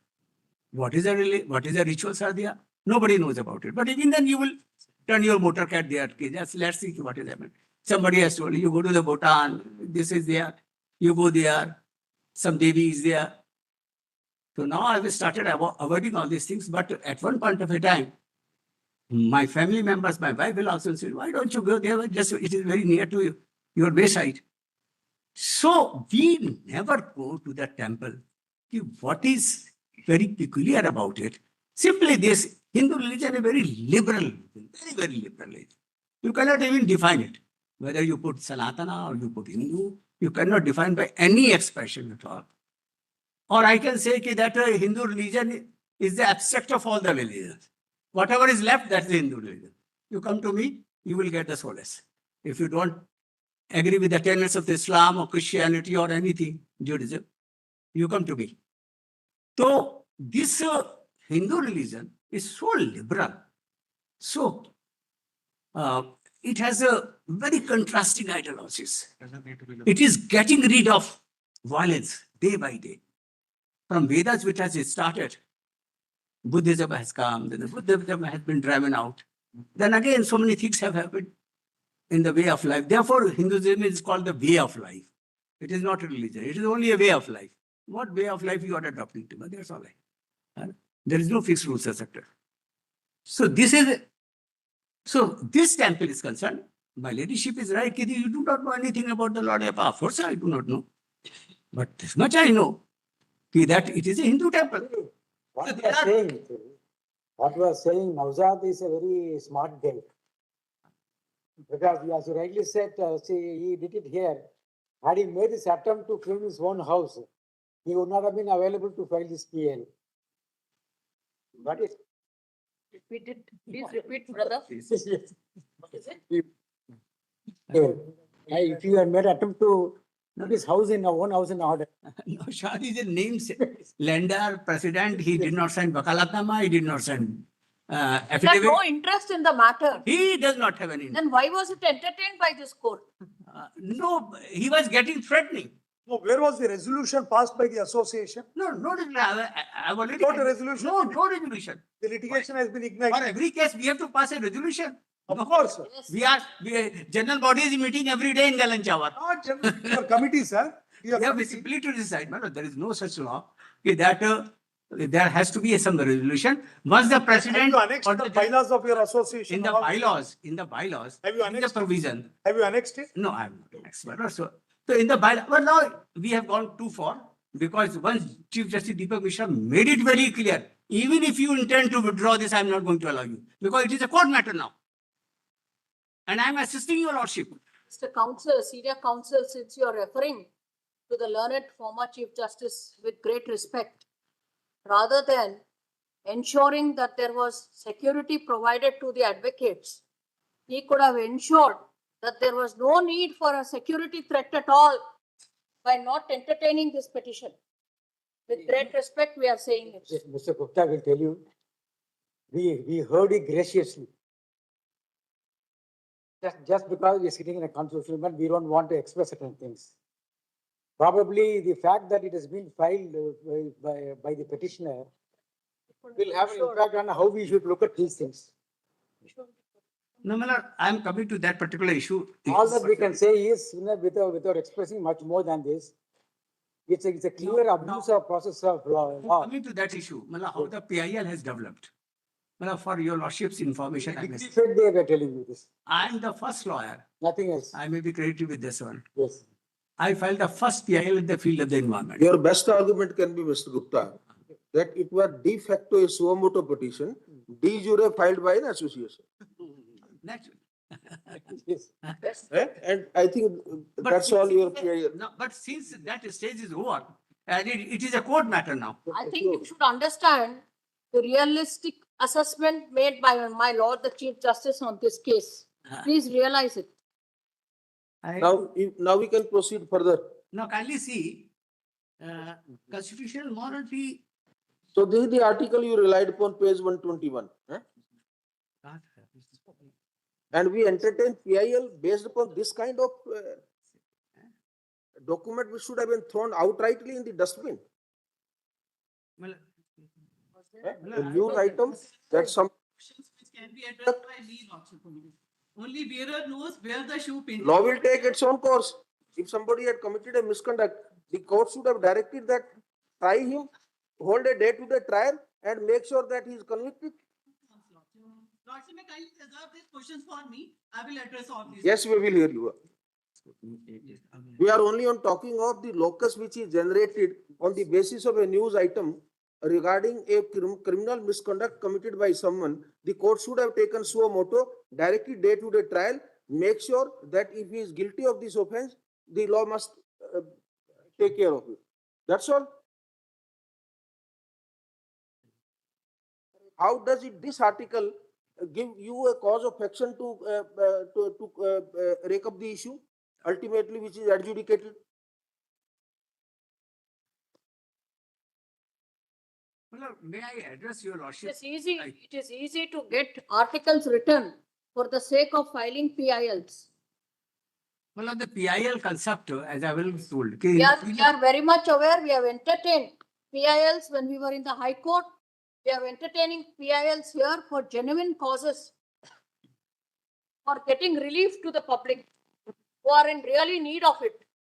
Not for articles being written in the newspapers, which are the basis of PILs entertained by this court, Sister, this is not even in an article. whatever it It's is. a misconduct committed by an individual whose From articles religious also. position he might be holding. A misconduct is misconduct.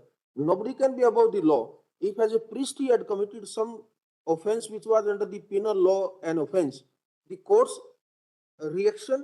action should have been to make sure that if he is guilty, he must be brought before the law. That's all. Well, the PIL concept, when a Hussain or a Khatun case, that's the first case. Every day, my lord, the Chief Justice receives hundreds of letters. Naturally, Can all those be converted into PILs? I appreciate on that particular Yes. point. But I that, would be addressing the background because I know how it was filed, so I would be addressing that background. Yes, yes. Well, but one thing is there, PIL is not an adversary litigation. If you are interested in any subject, you cannot. there you are right. Absolutely. You have to right. be disinterested. Otherwise, the court will say you have got the pecuniary pecuniary interest in this particular matter. So, PIL, once the Chief Justice Deepak Mishra has made it very clear, it is an accepted norm. Once the court takes cognizance of the PIL, it is not a matter of the parties. It is purely a matter of the court. Court can replace the counsel, court can replace the petitioner, everybody. Because the court is only concerned with the issues which are We raised. don't want to go into this debate. But there- PIL can also be an adversarial litigation. Ultimately, there will be parties against whom, suppose the court want to strike down certain things, there will be parties affected. They will always take it as an adversarial litigation. There is nothing wrong in that. Adversary PIL litigation, can I think, also, if ultimately can have consequences which are adversarial in nature. But there is nothing wrong in that. adversary litigation, I can understand in some matters. There could be the adversary litigations. But adversary litigations, not in the sense that this court will satisfy the writ petitioner in that matter. The court has itself to see whether such and such provision should be struck down or not. So in PIL, once the court takes a cognizance, it's a court matter. But that's my The only submission. difference, Mr. Gupta, is between an intermedular and a bona fide PIL. No, one aspect I have forgotten, page 111. There's a constitutional morality that I was addressing your lordship with that this is a judgment by the majority in the Sabarimala case, and it has become the law of the land now. It has also been followed by Justice Sanjay Karol when he was the Chief Justice of the High Court. That judgment I have also quoted it now. Constitutional morality. This is not the issue which is related to the writ petitioners as such, so I can speak even otherwise also. Constitutional morality is a concept which differs from person to person. Constitutional morality cannot be split into constitutional and morality. Morality is being taken by the Justice Chandrachud in the Sabarimala case in an entirely different context. That is morality relating, connecting it to the adultery or something like that. Constitutional morality is a one expression. It has nothing to do with the expression, but in the issue which has been framed where I was not invited, my lord. In the issue, they said the concept of the morality and constitutional morality. What constitutional morality has to do with the morality as such? If I say anybody is intellectually dishonest, I am permitted to say. Better if I say you are dishonest. All right, thank you, Mr. Gupta. Anything else? Anything Thank you. Now, We heard you. regarding this issue number 7, my land sister will address. Yes. Let first my land All right. who has We heard you. promised him. Thank you. I'm Thank you, grateful. Mr. Gupta. Thank you. I'm great. Only one thing we want to say by way of a reaction. PIL, public interest litigation, has now become private interest litigation, Publicity. publicity interest litigation, paisa interest litigation, and political interest litigation. All are called PILs. But Personal- we entered only real and genuine PILs. Yes, it is being misused. It is being misused. Therefore, a lot of guidelines have been laid down in the Supreme Court rules Not being and in all other high court rules. not being followed. The court has to be cautioned on that particular issue that whether it is a misuse of PIL, there is some oblique motive. But here the ladies cannot have any oblique motive that they want to enter into the Sabarimala temple. So they could not have any malevolent intention behind it. Except this, they were shocked when this publication has come that the tantri has been found in a brothel. So this article was also there on the face of it. So these lawyers are concerned about it. It is a place. In regard to the law, I mean to say Lord Ayappa, the duty of the Lord Ayappa. Lord Ayappa would also like it that somebody should go to the court.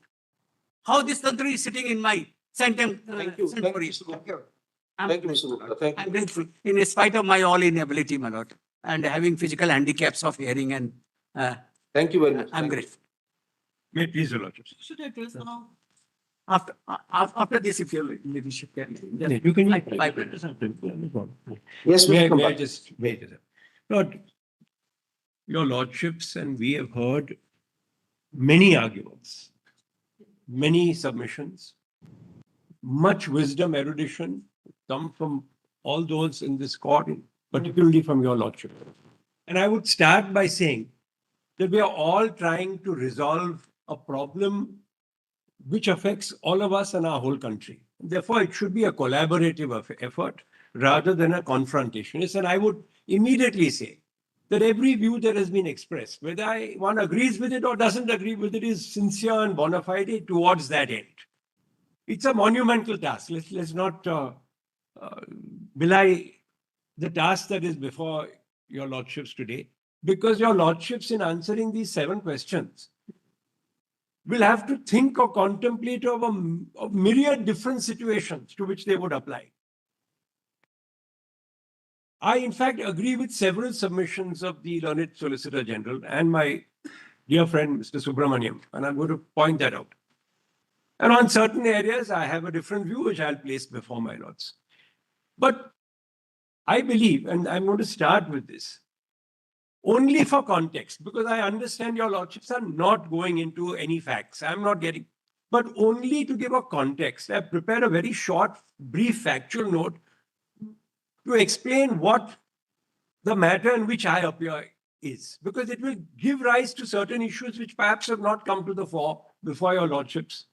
And of course, the cardinal issue in that case is not part of the 7 questions. I must immediately start by saying that, because if my lords have my brief, whom are you representing? I represent Mrs. Gulrukh Gupta in SLP number 18889 of 2012. Petition of that. Who is she? She is a Parsi Zoroastrian lady. She always was and remains a Parsi Zoroastrian lady who married Mr. Mahipal Gupta, a Hindu, under the Special Marriage Act. Now, her parents are residents of Valsad in Gujarat. It's a small town in Gujarat. And one day she found that another lady in her position was being denied entry to certain places of worship, including for the funereal rites of her parents. So she was concerned that the same thing might happen to her. So she filed a writ petition where she sought a prohibition against the respondent trustees of a public charitable trust that I continue to be a Parsi Zoroastrian. I have not forsaken my religion. I am a devotee. I am a believer. And just because I have married a Hindu, that is not a crime. It's under the Special Marriage Act. Please don't stop me. And she appealed to the court to restrain them. Now, in that context, the Gujarat High Court has decided, and that's the issue in that case, that there is a deemed conversion, that even if you get married under the Special Marriage Act, a woman is deemed to be converted to the religion of her husband. She has no independent religious identity, but her religious identity merges with that of her husband. And therefore, without any act of conversion, change of belief, any ostensible act whatsoever, she is deemed to have converted. Now, of course, that will be argued in that particular matter. That's not an issue that arises before your lordships. But please consider the ramifications of this. Today, every anti-conversion law is based on conversion by inducement, allurement, force, fraud, undue influence. All that will be wiped out and rendered nugatory because the very act of marriage itself will be a deemed conversion. So it's a very far-reaching judgment. It doesn't apply only to Parsi Zoroastrian ladies. It will apply across the board. And in my respectful submission, with due respect to the Gujarat High Court, the dignity of women is seriously undermined. This would violate every right under 14, 15, 21, 25. Now, I've set out in my note on page 2 that this is a trust run under a trust deed. It was settled by someone who left money for this. The trust deed, para 5 of my factual note, I've just extracted portions, is for the benefit or upliftment of the Zoroastrian community of Valsad, for the spread of the Zoroastrian religion, and for education, help, and to help poor Zoroastrians. It has no prohibition that if a Zoroastrian intermarries, he or she is not entitled to the benefits of the charity. So one of the issues that might arise is that when But in the Gujarat High Court, when the trust opposed the writ petition, yes, was there any specific plea taken by the trust that the religion prohibits or the in her there was conversion? there was a plea which has not really been gone into by the Gujarat High Court, and the material produced before the Gujarat High Court did not bear out this. In fact, the finding which I've set out in para 6 of my note belies that there was any such prohibition in the religion. Before your lordships, now in the Supreme Court, a whole lot of further affidavits, etc., are filed, which in my respectful submission still do not bear out that the religion prohibits it, but that's a matter to be argued before the relevant bench. Would my lords just see para 6 of my note? I've extracted 2 findings of the Gujarat High Court in this short factual note. Page 2. The majority judgment found 2 things. First, that there is no prohibition to the petitioner or any woman who is born Parsi Zoroastrian, married to non-Parsi, for continuing to profess Parsi Zoroastrian religion. That's a square finding of fact in the impugned judgment. And the second finding of fact is, we are not shown any material as to how entry of a non-Parsi to an Agyari, which is a fire temple, for offering the prayer would violate the integral part of Parsi Zoroastrian religion. I believe this position remains untouched by even the further material that has been produced, but that's a separate matter. In fact, that further material, when we argue the actual case, we will be able to show ex facie, even on the material produced by the other side, that it bears out no such principle under the Zoroastrian religion that women are to be excluded for intermarriage. Why? For a very simple reason. None of the extracts say that. In fact, for over 100 years or more, there is an unbroken practice that Parsi Zoroastrian intermarried men and their children are freely permitted entry. So it's purely a case of discrimination. Because if there was any such prohibition in the religion, it would then be for both. It would not be for one or the other.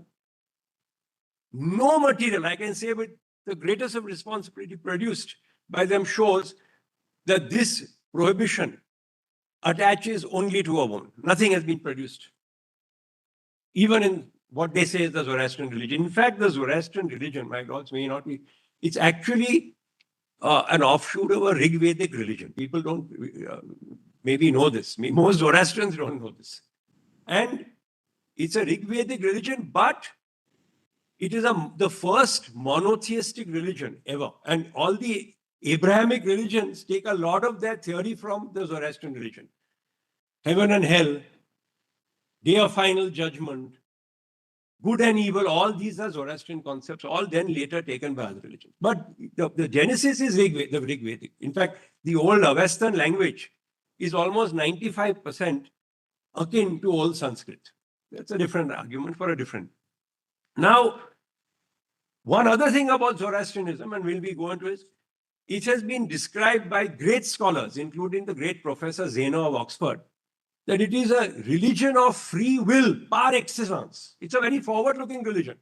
So it would be almost impossible to find this in scriptural texts, that because you intermarry, a lady is cast out of the community. It's just, but that again is, I reserve for the main matter. I'm not troubling my lord with all that. So marriage is the basis of discrimination. Yes. So we only a lady. Only a lady. And a deemed conversion, only a lady. A man can marry outside, no deemed conversion, he continues to be Parsi Zoroastrian. And his children are Parsi Zoroastrian, but not so a lady. And this is a man-made, pardon the expression, a man-made imposition on otherwise a very progressive and a great religion. a great religion. Now, there was a leading case in Bombay, which I've just referred to briefly at page 3, a division bench of the Bombay High Court way back in 1908, which heard the evidence of almost 60 witnesses, including priests, religious scholars, everyone, and came to the conclusion that the Zoroastrian religion not only permits, but it enjoins conversion of a person born in another religion and of non-Zoroastrian parents. However, it found that although conversion was permissible, Zoroastrians, since their advent into India 1200 years ago, have never attempted to convert anyone into their religion. Now, this is really what Article 25(1) is all about. Please consider, it's a remarkable story. A minuscule community, a minority amongst minorities, has survived for 1200 years with its religion intact, with many of its customs intact, borrowing customs and practices, of course. I may be permitted to say this, my lord, that this is really because of the tolerance and munificence of Hinduism. It must be said, and I will say it. In no other place in the world could this have happened. It's a remarkable thing, because there were small bands of Zoroastrians who went to other countries. They've been long wiped out. But for 1200 years. Now, There is that story as to what that Parsi person told the king. the high priest. That it will be like sugar. Sugar and milk. And they will be absorbed. Precise. And to the credit of the king. Of Hinduism. Absolutely. And to the credit of the king, because again, many Parsi Zoroastrians don't know this. It's apocryphal.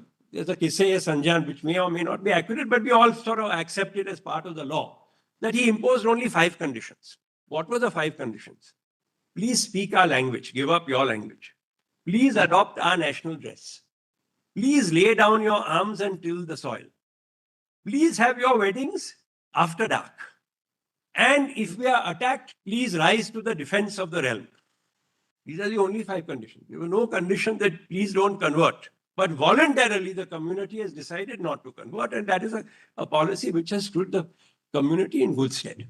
Therefore, this is a forward-looking community, and Parsi Zoroastrian are often conflated terms. Parsi is the race or community. Zoroastrian is the religion. So you can have a Parsi Christian, you can have a Parsi Baha'i, you can have a Zoroastrian who's not a Parsi. Parsi denotes coming from a region in Persia, Pars.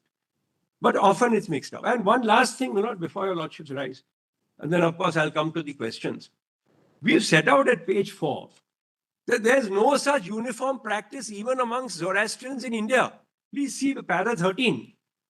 The respondent trust itself under its previous trustees freely permitted intermarried Parsi women, Parsi Zoroastrian women, into the temples and places of worship. The Bombay Parsi Panchayat, from a very, very dignified and cogent address, was made by a young lady advocate who said we must have autonomy, whatever the pain someone has itself passed a resolution way back in 1991 giving such free entry to intermarried Parsi women. That's the main bunch of Parsis happens to be in Mumbai. And we have placed material on record to show several Anjumans all across India. Delhi, Kanpur, Madras, Daman, etc. all permit entry.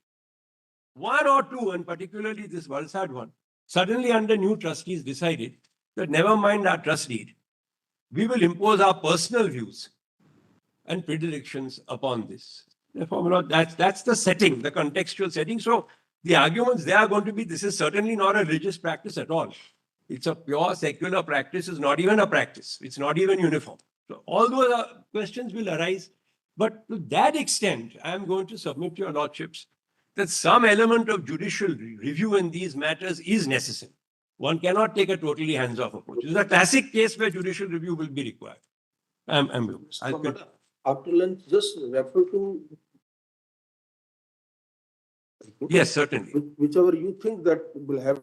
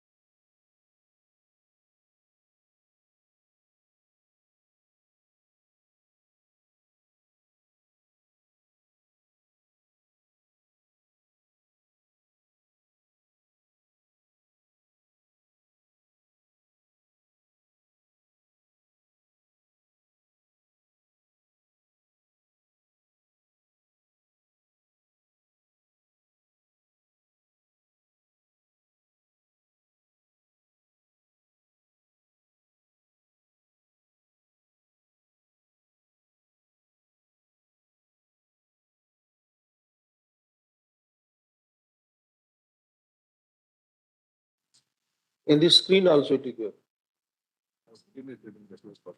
Yes, yes, yes, Yeah. Lord. In English common law, marriage implied the merger of personality of the husband and wife. This is known as the doctrine of coverture under English law. In reality, it is meant that the wife's personality is merged into that of the husband. In view of this doctrine, a man could not grant or give anything to his wife because she was his dead self, and if there were any contracts between the two before the marriage, they stood dissolved on marriage. The freehold property of the wife vested in the husband, and during contract, he had management of her property and take all the profits derived therefrom. Her personal property entirely passed to her husband, and he took it absolutely. Several things in her possession could also be taken over by the husband. Thus, the merger of the personality of the husband and wife meant that whatever property the wife had at the time of marriage and whatever she acquired later on belonged to her husband. This situation was remedied by the Married Women's Properties Act 1870, and English married women acquired the right to hold and acquire property. Please mark the next sentence. This English law doctrine was never a part of Hindu law or Muslim law. Although under Hindu law there is a doctrine of merger of personality, the wife being ardhangi of her husband and completed him, it may not know more than unity in a spiritual sense. No part of her property belonged to her husband. In fact, most of the stridhan she got was acquired by her at the time of her marriage. All gifts given to her at the time of marriage belonged to her. Even whatever they acquired during marriage belonged to her. Though in distress, the husband could use, but he had to restore it later on. Muslim law do not subscribe to the notion of unity of personality of husband and wife. Wife's personality and individuality are not lost on her marriage. She continues to hold whatever property he had at the time of marriage, and she can acquire property during the marriage. In India, neither Parsis nor Jews subscribe to the notion of merger of personality in the sense as in English law. But all such things are relatable to the right of the husband over the properties of the wife in her individual capacity, and they may not be mixed up with her personality known by the religion. In all religions, be it Christian, be it Parsi, be it Jews, the religious identity of a woman, unless specifically law is made by the parliament or the legislature, as the case may be, as per the religions, shall merge into as that of a husband. But this is just factually not correct at all, but I'll just read it. Such rights would be the rights other than those as may be available to a woman given by nature, and rights as otherwise specifically protected by express provisions of statute. It is hardly required to be stated that such principle is generally accepted throughout the world, and therefore, until the marriage, after the name of the woman, the name of the father is being mentioned, and after marriage, name of husband is being mentioned for the purpose of further describing her identity. It does not mean that after marriage, the woman or a female will have no right in her individual capacity, which are otherwise guaranteed by nature or identified and protected by statute, or the right of a woman to live in dignified manner in society. But for the purpose of the present petition, we are required to examine the rights as that of the woman in the context of family, which originates from marriage of a husband and wife, or in other words, such family in contradistinction to the society at large. Even if the family is considered in its wider meaning, originating from the husband and wife, it may extend to their children, maybe son or daughter until they're married. After marriage of son or daughter, as the case may be, with any female or male respectively, for the purpose of society, would be forming their independent family originating from marriage of the said couple, as the case may be. There is one additional reason why the family should be identified as separate in contradistinction to society at large, because there has to be specific certainty for identification, as per religion, in normal circumstances, for the son or daughter of the said couple who is born out of the said wedlock. If after his following a particular religion, and as observed earlier, if a man is married with a woman following another religion, in normal circumstances, it should be deemed that woman has acquired the religion of her husband after marriage. It is that the children born out of the wedlock will also be identified in society following a religion which was being followed by their father prior to the marriage. Test the situation from different angle. If a man born of A religion marries a female of B religion, and if for the sake of examination it is considered that husband and wife both continue to follow their original religion as were at the birth, then large number of ambiguity may prevail about the religion of their children. Such, in our view, would not be in the larger interest of society for the proper observance of the customs, traditions, etc. And therefore, we find it proper to observe that in normal circumstances, when the marriage takes place between a male and a female belonging to different religion, it should be presumed and considered that the woman after marriage has merged into the religion of her husband, and such will be the identity of their family originating from their marriage in comparison to the society at large, and such identity would stand extended to their children too. Same situation would remain in normal circumstances even for the man and woman who are married under the Special Marriage Act. However, the aforesaid, as observed earlier, would apply in normal circumstances unless it is established in any court of law after undertaking fact-finding inquiry that even after marriage, the woman has continued with her own religion, which existed prior to the marriage. Rebuttable presumption. I'm sorry. Rebuttable presumption. Rebuttable presumption. So a woman has to go to a civil court and get a declaration. Yes. No, under Hindu law, unless both the parties are Hindus, it does not become a Hindu marriage. Precisely. Therefore, if persons belonging to two different religions want to get married, special marriage act there. Your leadership is absolutely correct. In fact, the Special Marriage Act of 1872 did not permit that because it was not open to Hindus, Buddhist, Jains to get married under that act. Yes. But that was amended, and finally, the current Special Marriage Act of 1954 permits that. It was, and the objects and reasons say it's precisely to get over that. So we are now importing all those old notions into a modern act. And therefore, 28 says, in fact, we have the Parsi Marriage and Divorce Act. Two Parsis can get married under the Act. But if it's one Parsi and one Hindu, then they have to go to the Special Marriage Act. And therefore, the onus is put on the woman, not on a man. A man can marry outside. He is not deemed to give up his religion, but a woman is deemed to, she has to go and get a declaration from a civil court. In today's constitutional democracy, we can't have a situation like this. Then if we go straight to para 32, I'm not reading every detail, but this is, I'm giving all the broad findings. Para 32, red page 62. A born Parsi woman, by contracting civil marriage with a non-Parsi under the Special Marriage Act, would cease to be Parsi, and she would be deemed and presumed to have acquired the religious status of her husband unless declaration is made by the competent court for continuation of her status of Parsi Zoroastrian after her marriage. As I said, it is well settled. Parsi is a community or a race. It's not a religion at all. It's an irreligious term. Zoroastrian is the term. After the declaration is made by the competent court after undertaking full-fledged fact-finding inquiry on the aspects as to whether after marriage she has totally abjured Hinduism, the community to which her husband belongs, and she has continued to remain as Parsi Zoroastrian, and whether she has continued the religion of Parsi Zoroastrian to gain any benefit, or whether the community, namely Parsi Zoroastrian, has treated her as a member of Parsi Zoroastrian for all purposes or not. But the whole obsession is that you would normally be converted, deemed converted, without any change of act or belief. But you might want to retain your Zoroastrian religion to claim some property benefits, which is not so. The lady just wants to continue her own religion, nothing more than that. Then if we go to para 56,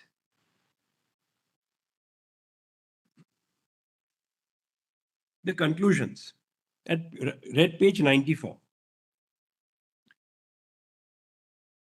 56.1. Every religion, be it Parsi or Zoroastrian, be it Christian, be it Islam or Hindu, showers its benefits to all mankind.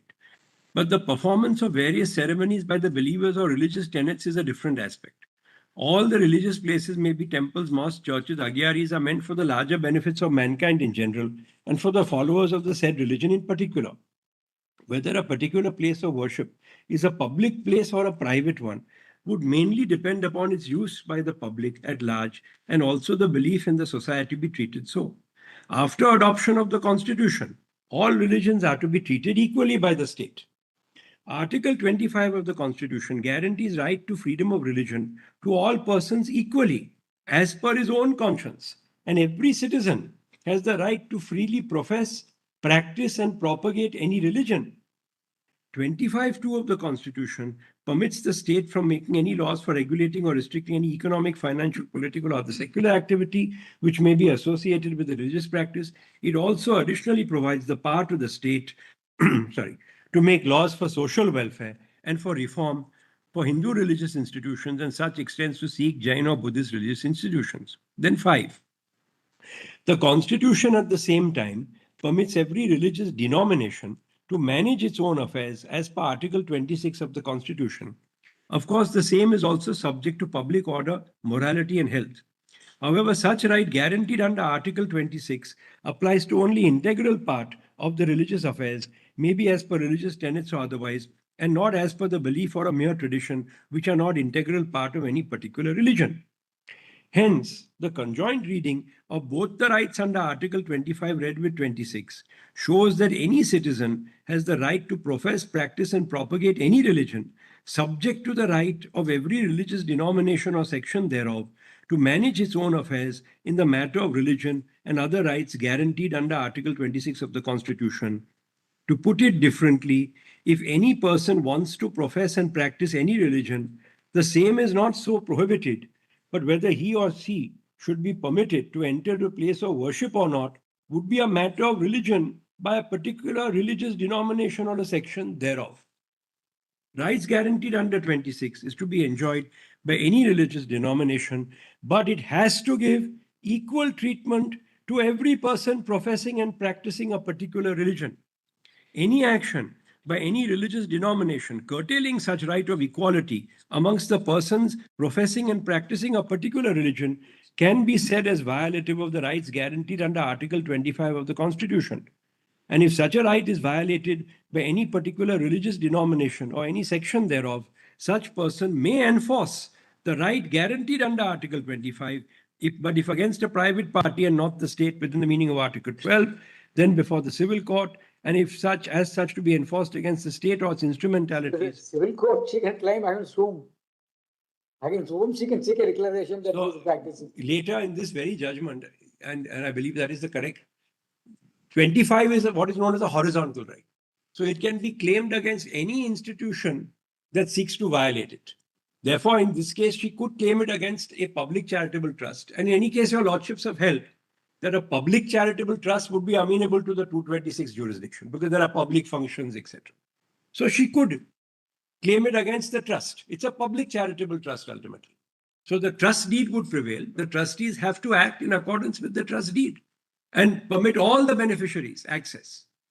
She should seek a declaration that she is continued to be a Parsi woman than by practicing the Parsi. I would put it with respect the other way around. There is no law that says you give We up. want to understand the judgment. So What do they mean by this? She should. So the She should judgment. question this practice before a civil court, or she should dispel the presumption before. I am obliged. In fact, ultimately, this judgment has held that if anyone wants to set up a practice of exclusion, then they have to go to a civil court and prove on evidence that the religion contains that exclusionary principle. Did she have children? She has children, yes. What are their status? What are they? That's a different matter. The Bombay judgment again has held that children of Parsi fathers married outside are treated as Parsi, but not of Parsi mothers. That's a different judgment under a different, it's being challenged but not in a different matter. Because that also is clearly discriminatory. It's all a matter boiling down on common law of conversion. Yes. And That the merger of the women's Precisely. personality into the man Precisely. upon marriage. So that is what. That is correct. The- What is known as the doctrine of coverture under English law. upholds with regard to merger of the woman in the marriage. That's right. And says that in the secular law, so perhaps the issue which may crop up on facts is whether the common law will prevail over a statutory provision. Statutory provision. And a common law of coverture. A statutory provision, like in certain cases, or customs and uses in Contract Act, That's right. prevail over the contractual. My lord, it is.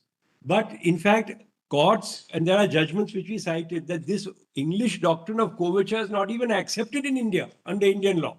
It has never been accepted. In England also, it is now no longer the law. So suddenly, to revive it like this, It's because the right of conscience under Article 25(1) is a right by birth and cannot be taken away by marriage. I am obliged. That puts it absolutely correct. I'm grateful. That is the submission. But a bigger question will arise, which in paragraph 59, the majority view Yes. relegates you to the suit Yes. as to whether this right is traceable not in common law, but as a matter of essential religious practice to maintain the sanctity and the integrality of the religion. My lord That is is right. the question which has That been is kept correct. open. That is correct, because that is kept open. The High Court has not gone into that. The High Court, Correct. rightly or wrongly, says writ is not maintainable against the trust. It's not an Article 12 entity. No, the majority is held that it is maintainable. The dissent said it is not maintainable. I'll show that finding. But it relegates you in view of the fact that it requires disputed questions to be decided. Whether the integral part of the religion or not, which they note in paragraph 59. So if my lord is right, what the High Court has said is, if you want to establish there is an exclusionary practice, then you must go to a civil court. But there's no presumption that someone who is born a Zoroastrian converts only by virtue of marriage. There is no such presumption in law, is the contention. Whereas the judgment has said, though there is no material before us to show this, I'll show that finding also, there is an automatic deemed conversion. By virtue of this doctrine of coverture, which is the woman has no independent religious identity, it merges with that of us, which has never been accepted under our law. We are not going to decide the judgment, but on a reading of it, it looks very strange for us to, whichever way you look at it, how do we support this? It is for the individual person to decide. See, as your sister put it, freedom of conscience followed by progressing practice, and it is for the individual person to come. How that person will prove it against the world? On a case by I case have given it up. I have accepted that I am going back. It's My lord is right. Ultimately, it's a case by, in a given case, someone may convert. Conscience cannot be static. Cannot. Correct. So in a given case, someone may convert. There's no Color bar against that. takes its color depending upon the terrain it travels. And it's for a person concerned. That to seems to be the. follow it very well. This is automatic. We will not say anything. So because my lords have seen, they have kept apart any evidence. They've said, in fact, there's no evidence. I'll show that's para 58. They don't find that. I'll just complete reading. But in this case, marriage as a basis of classification is discriminatory against women. Against women. That is the point. Because the same principle is not applied to a man. Then the same thing should apply both ways. And that will lead to huge ramifications, not only for Parsis or Zoroastrians, but across the board. It will lead, this judgment in that sense has not got wide exposure, but it could lead to some terrible consequences. Lord, may I just go to page 97, read, subpara 10. While considering the scope of Article 26 of the Constitution of any religious denomination or any section thereof, it is to be considered by the concerned court or authority within the meaning of Article 12 of the Constitution as to whether a particular matter of religion or religious practice or belief are integral part of the religion, and such would essentially depend on the evidence adduced before the court or the authority as the case may be. However, if it is found that such matter is not an integral part of the religion, then the religious institution has no right or authority to curtail the enjoyment of right to profess religion by any citizen as guaranteed under Article 25. Now please see page 98, para 58. There are two very significant findings here. Read page 98, para 58. There is no prohibition to the petitioner or any woman who is born Parsi Zoroastrian, married to non-Parsi, for continuing to profess Parsi Zoroastrian religion. This is absolutely correct. However, while doing so, the religious denominations of the respondent, namely trustees of Valsad Parsi Anjuman, have curtailed her rights, contending that the petitioner, being non-Parsi, would not be entitled to enjoy such rights. The denial of such rights is on the ground that entry to Agyaris, where the fire temple is preserved, is not available to non-Parsi. In support of the same, materials are produced, but no material is brought to our notice by any authenticated religious tenet prohibiting entry to Agyaris by non-Parsi, may be male or may be female. Then they consider what evidence was produced by the Anjuman and say there's nothing in this. Then what did they dismiss it? They could have, that is a finding they could have allowed. They should have, in my respectful submission, with Yeah, these and- findings, it hangs by the slender of slender threads, which is automatic or deemed conversion, doctrine of Kovachev. That's the only basis of this judgment. And page 99, just the last 4 lines of para 58, we are not shown any material as to how entry of a non-Parsi to Agyari for offering prayer would violate the integral part of Parsi Zoroastrian religion. Then 59. Further, the aspect may also be required to be considered as to whether a lady who is born Parsi until marriage, she has followed Parsi Zoroastrian religion after marriage, if she is not even permitted to offer prayers at Agyari, even in capacity as non-Parsi, whether such would adversely affect the dignity as a human being for offering prayers to the Almighty.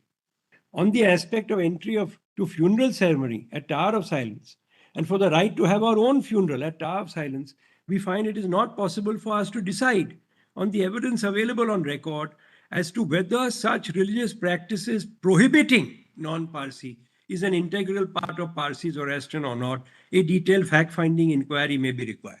So a prohibitory or exclusionary practice you will have to establish in a civil court on evidence. Otherwise, there's no presumption that you lose this benefit and as a beneficiary of a public charitable trust. So it's like a violation of Article 25(1) right. 25(1) right is totally violated. In the guise of saying under 26B, a religious denomination has the right to manage its own affairs in matters of religion. This is how wide sometimes it can be construed. Therefore, that balance has to be struck by your lordships. My entire submission is going to be not one doesn't prevail over the other. There has to be a balance struck. And that may have to be on a case-by-case basis. But a balance has to be sought for. No supremacy of one over the other. Then if we go to 61, at page 101. In other words, on the basis of a practice, the belief is sought to be questioned. Yes. Question in the sense that you are a non-believer. Non-believer. Here is a case of a devotee, Yes. a believer who wants to continue believing, and you are showing her the door. And that too in a community which is a dying community, such a small community. Today, informally, I may tell my lords, the statistics are that over 50%, last 3-4 years, over 50% of Parsi youth are intermarrying. The discussion, Intermarrying, whether male or female, both. whatever discussion they made Interfaith marriages. in the judgment, whatever discussion they made, ultimately this practice presupposes and presumes that once there is an intercaste by interreligious marriage, you give up the faith in this. Yes, my lord is right. That's the difficulty. And you do it under a statute specially meant to protect it. It's virtually an excommunication. It is virtually that. Automatic, without going into the facts of the case. The excommunication matter has been upheld on the ground that on religious grounds you can excommunicate. They are challenging excommunication. That may be, but we're not. They are wanting. That's a different type of a case. Sinner's judgment to be. But that's their case. That's a different case because that's a case by case. Yes. The following principles of natural justice only on religious grounds. Here it's en masse, automatic. You have to do nothing more. You're banned from professing your religion. Never mind if you're a devout Parsi Zoroastrian. Out. Automatic. This is a very far-reaching. And then please see 61, page 101. In view of the aforesaid observations and discussions, we find issue number 2 as such would not arise.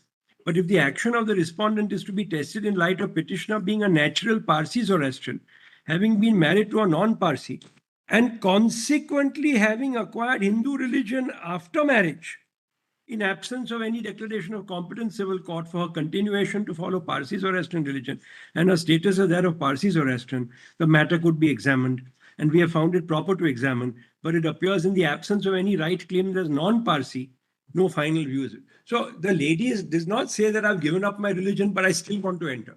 She's devout. She said, I continue with my religion. So they said, but you have not claimed on the ground that you are not a Zoroastrian and yet you want to come in, so we are not going to that. That's right, she's not. And even today, she's not claiming that. She is a continued devotee. She doesn't want to say she ceased to be a devotee. Why should she? Otherwise, in a Parsi Agyari, non-Zoroastrians are not permitted. Are not permitted. That is correct. In India. Yes. In other countries, they are permitted, but in India, they're not. And that might also be a practice evolved over the years, as I mentioned to your lordships, even conversion, though it's a proselytizing or a religion that enjoins you to go out and convert. 1200 years, there are hardly any, if at all, recorded cases of conversion, and as a policy, conversion is not followed. But that's a practical policy, a very good policy, a wise policy, to my mind, at least. But that doesn't mean that when your men marry out, they and their children get the benefit. When your women marry out, they're shown the door. That's the sum total even of this judgment. That is what, if the children of Parsi father have the benefit of the Zoroastrian religion, Correct. that means it is by birth. It is by birth. Same thing will apply to the It lady should. also. It She has got her religion by birth. It, Can it be taken away by marriage? it should. Just one or two last paras. If we go straight to para 61, no, sorry, 61 I did, I'm sorry. Para 62, the majority is held that the writ under 226 is maintainable. But in the facts of the case, because of this deemed conversion, no writ was granted.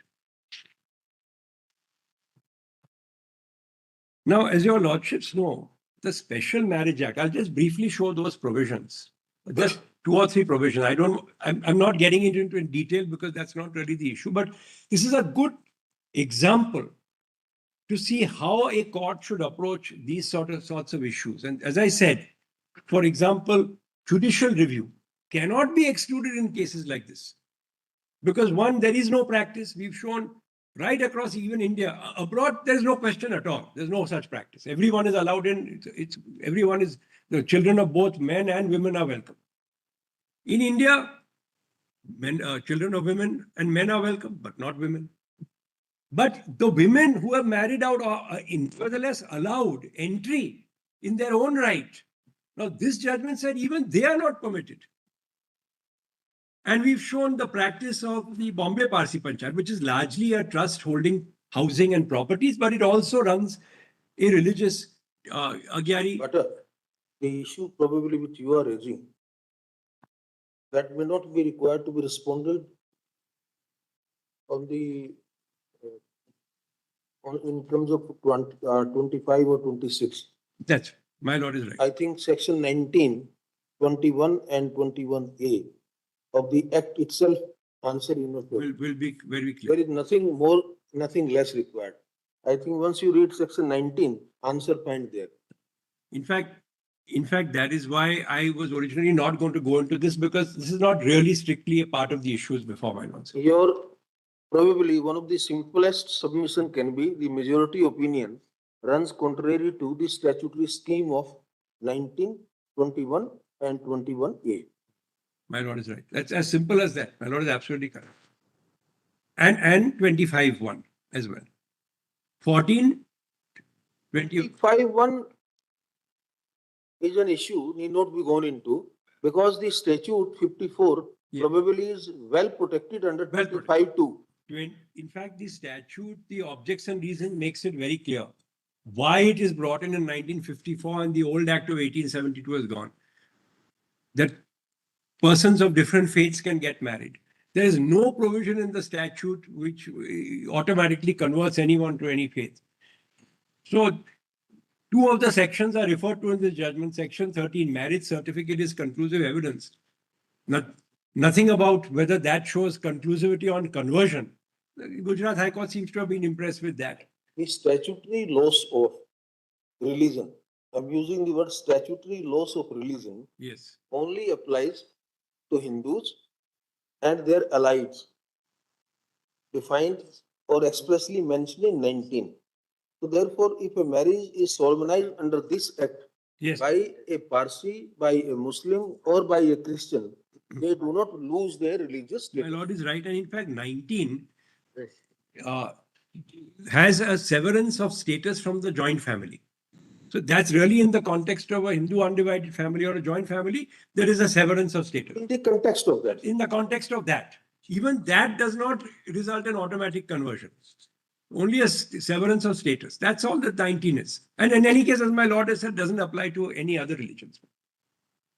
So, this is the sum and substance of the factual case. 19 and 21. 21 Yes. talks of succession, but 19 can have some impact on Hindus. That do they still be entitled to claim themselves? But that's a different debatable issue that Yes. can be looked into in some other proceedings. But as far as you are concerned, you are absolutely adequately protected, Yes. subject to what the other party will argue, under 19, read with 21 and 21. My lord is right. Absolutely correct. So 19 squarely does not apply to Zoroastrians. But my lord, that ultimately will be in the matter. But therefore, this is the factual conspectus. Now, my lord, may I be permitted to advance a few submissions on the question Yes. before my lord? Lord, I have filed a note of supplemental submissions. This is volume 2.4. Page 3 of volume 2.4.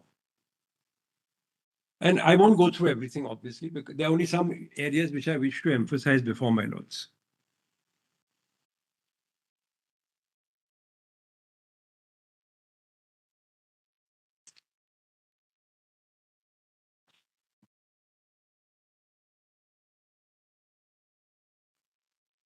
If my lords see page 5 of volume 2.4.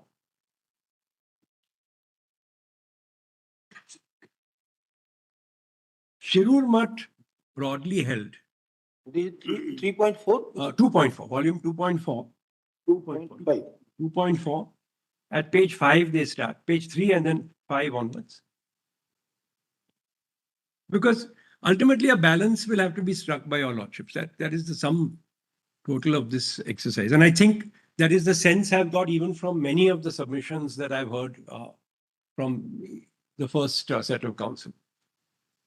Shirur Mutt held, and I think that is right, that a religion has a doctrinal component and a practices component. You cannot divorce practices, rituals, ceremonies, etc. They are part of religion. And we are not for one moment suggesting that they are not. And in respect of the practices, Shirur Mutt used the expression which are regarded as integral parts of religion.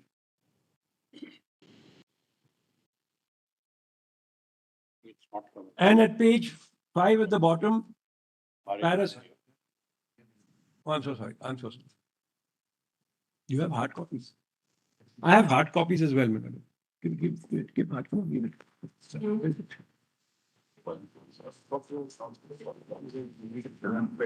it. Give it.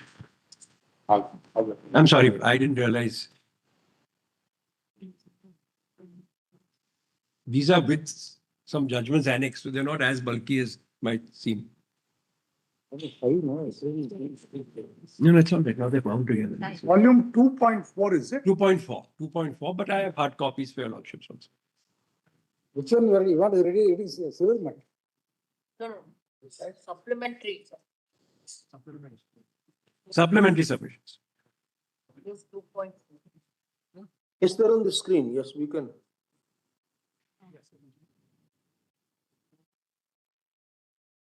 Additional submission. Yes.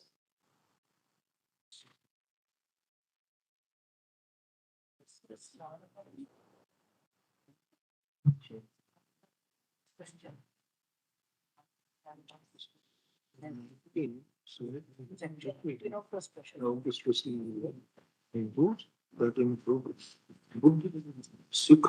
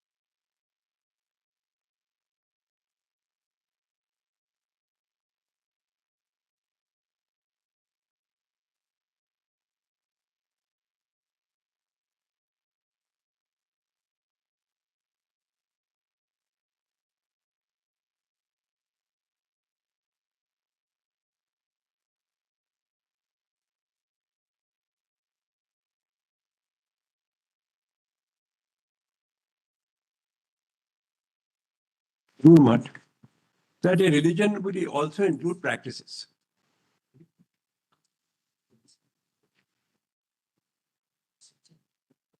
And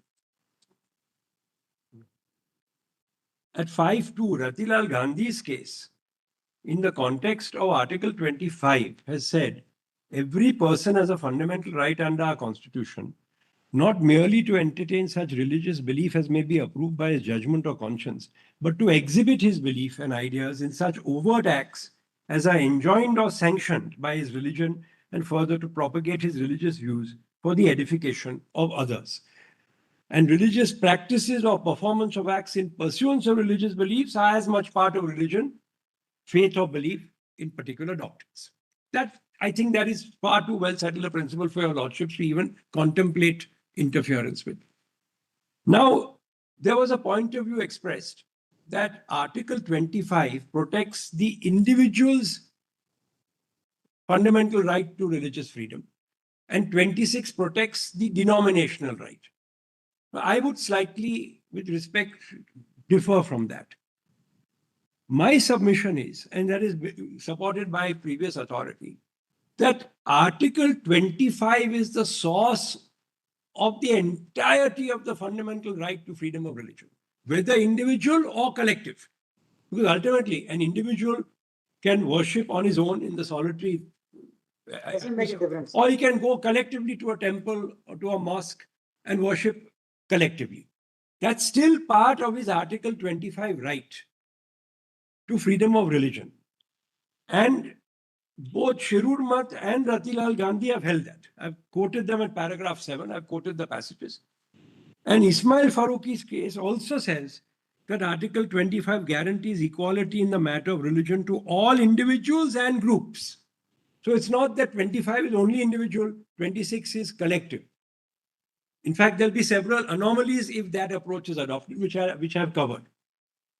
Take, for example, 25(2)(b). It protects laws made for social reform or throwing open places of worship of Hindu religious institutions. If 25(1) did not cover institutions at all, then 25(2)(b) would make no sense. Even more, the right to freely profess, practice, and propagate religion is only in Article 25. Is it to be suggested that only an individual has that right and not a denomination? Because if 26 applies to denominational rights and 25 to individual, that would be the sequitur. But not so, because collective rights are also protected by Article 25.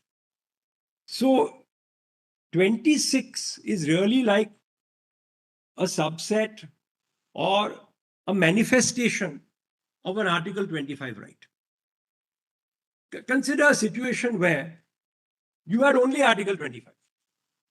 Article 26 was not in the Constitution at all. Could it ever be argued that individuals could not band together in groups or collections or denominations and exercise a right collectively? That would surely be within an Article 25 right.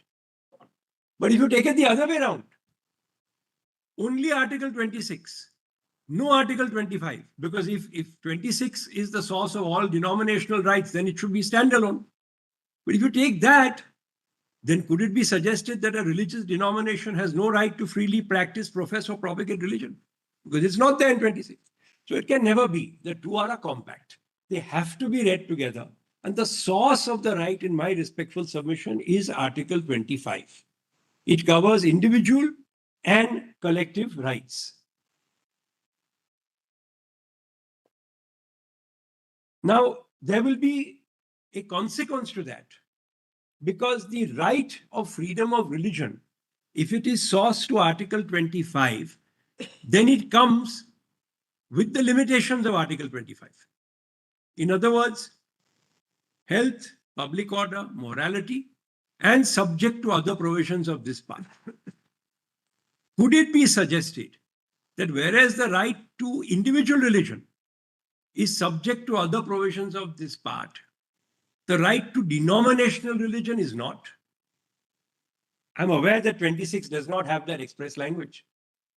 But it doesn't have that express language precisely because it is sourced in 25. It's a compact. We have to read both together. It's the same right of religion. It's not a different right of religion that a denomination can manage. It's the same religion. And in fact, Mr. Subramaniam actually put it beautifully in his submissions. If I may permit to read from his submissions, he expressed what Article 25 was all about. And I'll just read that from his submissions.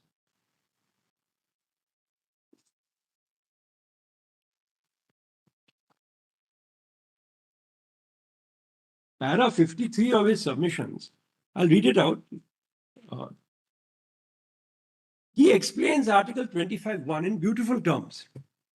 He says, it is respectfully submitted that this was to enable a mutual respect for the fundamental rights of others in the matter of exercise of the right to religious freedom, practice, and propagation. In other words, the fundamental rights of other citizens must not be injured. For instance, in exercising individual rights of religion, there must be forbearance from making defamatory expressions against other individuals or from attempting to undertake exclusionary practices on ground of caste. That is why the expression, quote, subject to the other provisions of this part, is included in Article 25(1). Thus, it is clear that for the purposes of Article 25(1), the principle of the right to exercise religious freedom as an individual entail peaceful coexistence and recognition of the rights of all other individuals in society. In other words, 25(1) is a repository of what I would think are ancient civilizational values of India, of tolerance, peaceful coexistence, and plurality. I may believe in one faith, but my belief and practice of that faith should not interfere with the belief and practice of another person who may believe in another faith. It's a very wise, it's a repository of a very ancient principle. As I said, we as a community are a fantastic example of that. We would not have survived in any other country. It is because of the tolerance and acceptance by Hinduism that we have survived for 1200 years. And 25(1) reflects that. But to restrict it only to individual practice of religion and to say somehow denominations are free from this would do great violence to the structure of 25 and 26. Because a denominational right ultimately is an individual's right. There's no separate entity that stands above an individual called a religious denomination, that even where an individual may not have the right, the denomination may have it. There's no hierarchy. None is found between 25, 26, 27, 28. These are the whole compact of protections. So one other way of looking at it is 25(1) is subject to other provisions of this part. Yes. Which will also include 26. It would. But 26 draws its source from 25(1). Yes, you have to. 26 without 25(1) is a meaningless right. Problem which they are trying to put it to everybody is that you are trying to create a dead to 26. 26 nothing but an exemption of 25 in the sense you practice, propagate things. It is only meant for that purpose. That's why 26 is individual. I am obliged. As rightly said, it can't be a negative equality. You can't say right is available, 26 not available, 25, 26, 25 2B is not applicable to their argument. Is some of the argument is that applicable to 26, but then applicable to their own members or individuals. Then if you don't have a legit denomination, it will be applicable. If you form a denomination, if the argument is accepted, it may not be applicable. It can't be there. My Lord is right. I couldn't have put it better. It's not a binary. And why put 25 and 26 operates on a very limited scope. It's administered and managed. To that extent, the certain rights are independently given there. Those things cannot be factored into 25. But otherwise, 25 is common for everybody. But why, for example, 26B? Why is a religious denomination given the right in matters of religion to manage its own affairs? It's because its members have the right to freely practice, profess, and propagate religion. The difficulty is that when we started with Thirur Mutt, this attempt was made to synchronize both. Yes. If the argument was to the effect, no, this ultimately it is only a framework. 26 set a framework Yes, or a structure given under 25. correct. The common belief, you put it there, then My- pick my it lord is up right. and then construct it like a building, then make it function. There's no difficulty.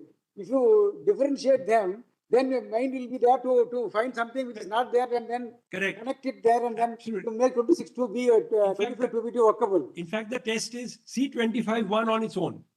It can survive. But C26 on its own, can it survive without 25-1? Well, now, Even without 26, it can survive. Denominations can Yes. survive. Under 25-1, your ladyship is absolutely correct. The framers of the constitution were conscious of the fact, even if you see Justice Mukherjee's judgment, Yes, he refers to the 4 mutts established by Adi Precisely. Shankaracharya, Ramanujacharya, correct. Madhvacharya. Madhvacharya. See, they were conscious of how religion was being practiced in India through the mutts, denominations.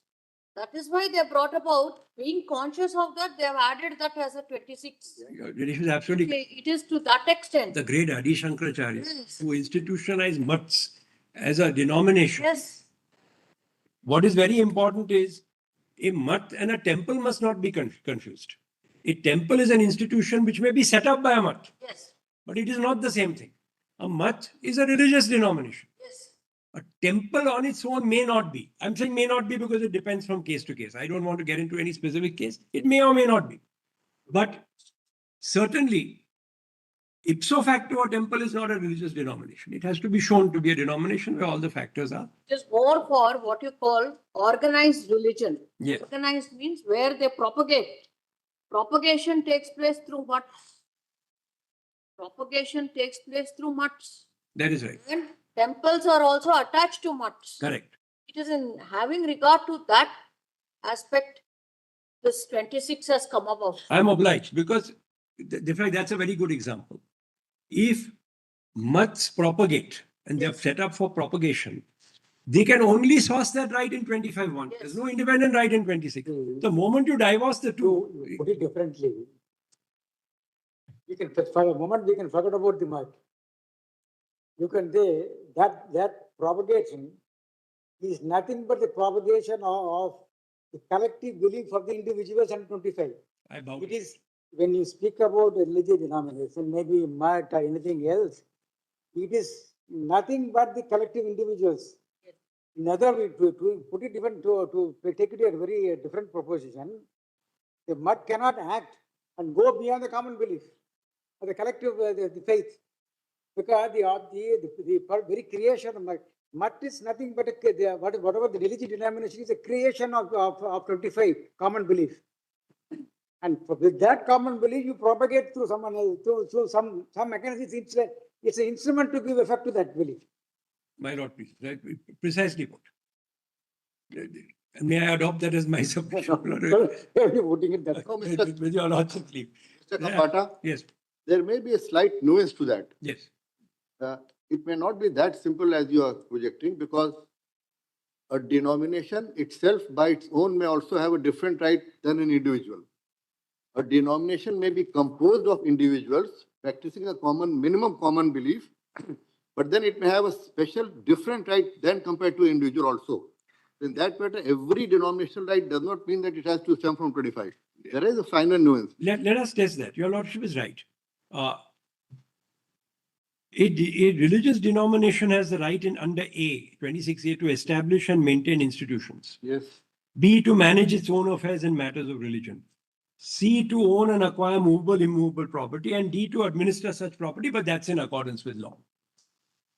Now, your lordship is right that these are specific to religious denominations or sections thereof. No question about that.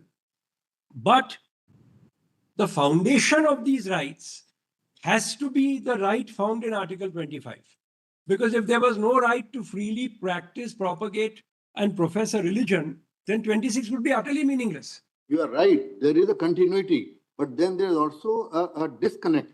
I'll give you a simple example. I am a believer in a particular deity or a god. Individually, I practice my religion as per my wishes. I may pray in my house or wherever as per how I desire. But then when we become a denomination, basic common belief is similar, data is similar, fundamentals are similar. But then when a denomination is a denomination, we say no. Now, if you have to come and practice in this denominational temple, or Yes. then this is, it may vary. So it cannot say that because I have right to practice religion Yes. per se, I also have the right to practice in the way I, as an individual, will do that. Your Lordship, That is a dichotomy also. I agree with that.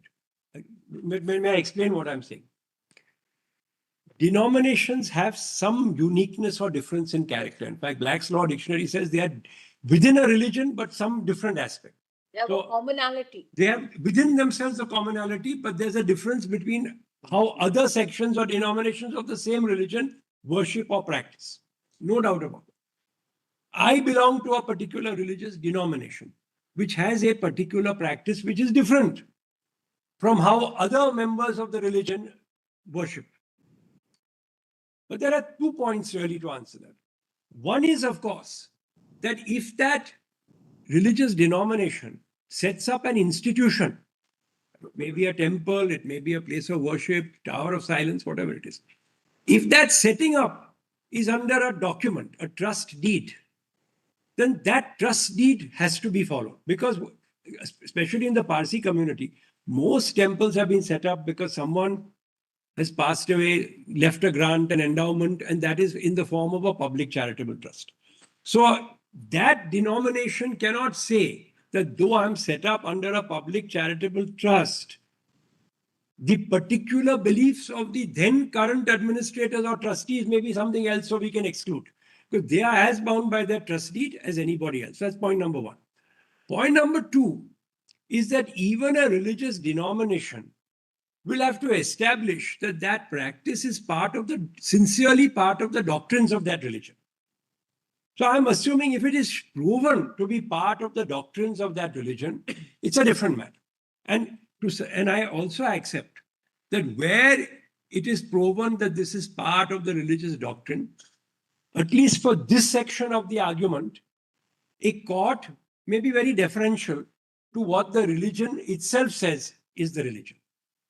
Of course, there are exceptions. For example, if there's not sufficient evidence, or if there are doctrinal differences within the denomination, that can also happen. Then a review is required. But if there is a unanimity and it is proven to be established beyond doubt that this is what the religion requires, then my lord is absolutely right. If it is part of that religious denomination, if the institution or the temple is set up only for that denomination and not generally for all members of the religion, then it's in a given case, it may be possible to say that if you want to come in, you come in as per the denomination's practices.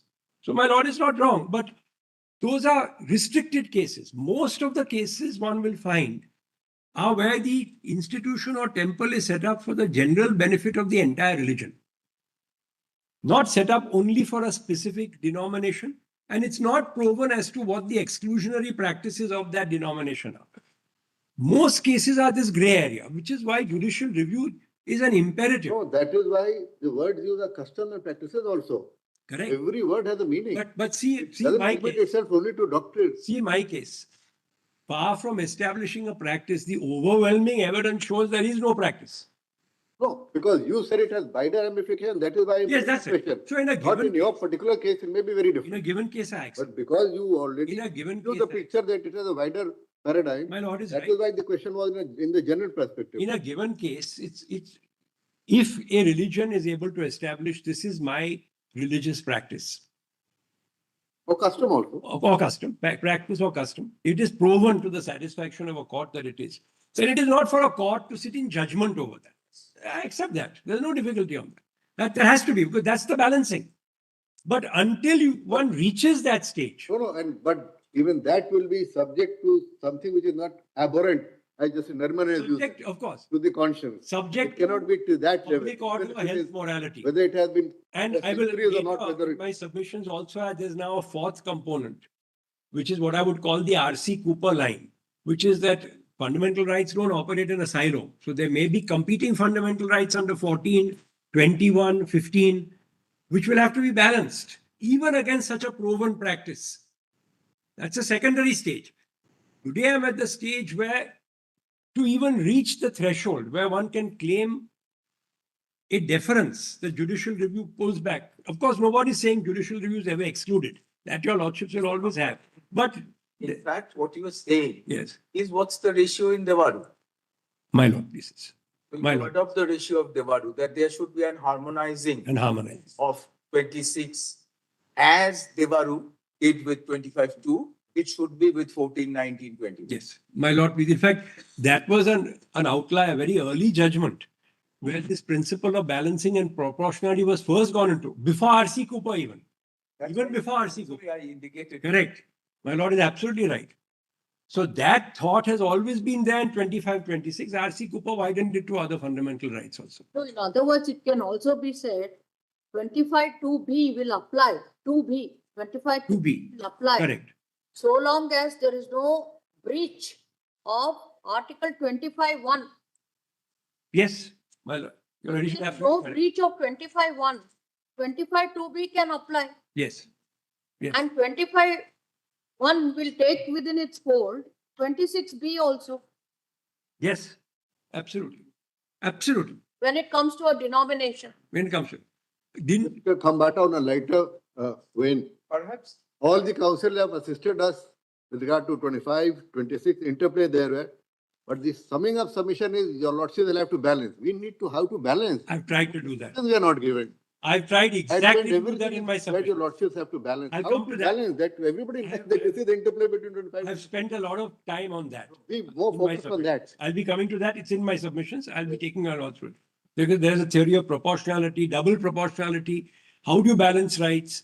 There can't be a complete solution because ultimately it will be case to case. Ultimately, it has to be some facts, But there are mechanisms by which your lordships have devised. some broader objective parameters. I have covered that in my submission because my lord is right. Even I kept on hearing this. You must harmonize, you must balance. But that leaves your lordships in a bit of a quandary. There are guidances. Of course, your lordships will think of something else even. But today we already have some parts that guide us. If my lords come back now to another point, starting from para 11 of my submissions, there's another point which I want to make here.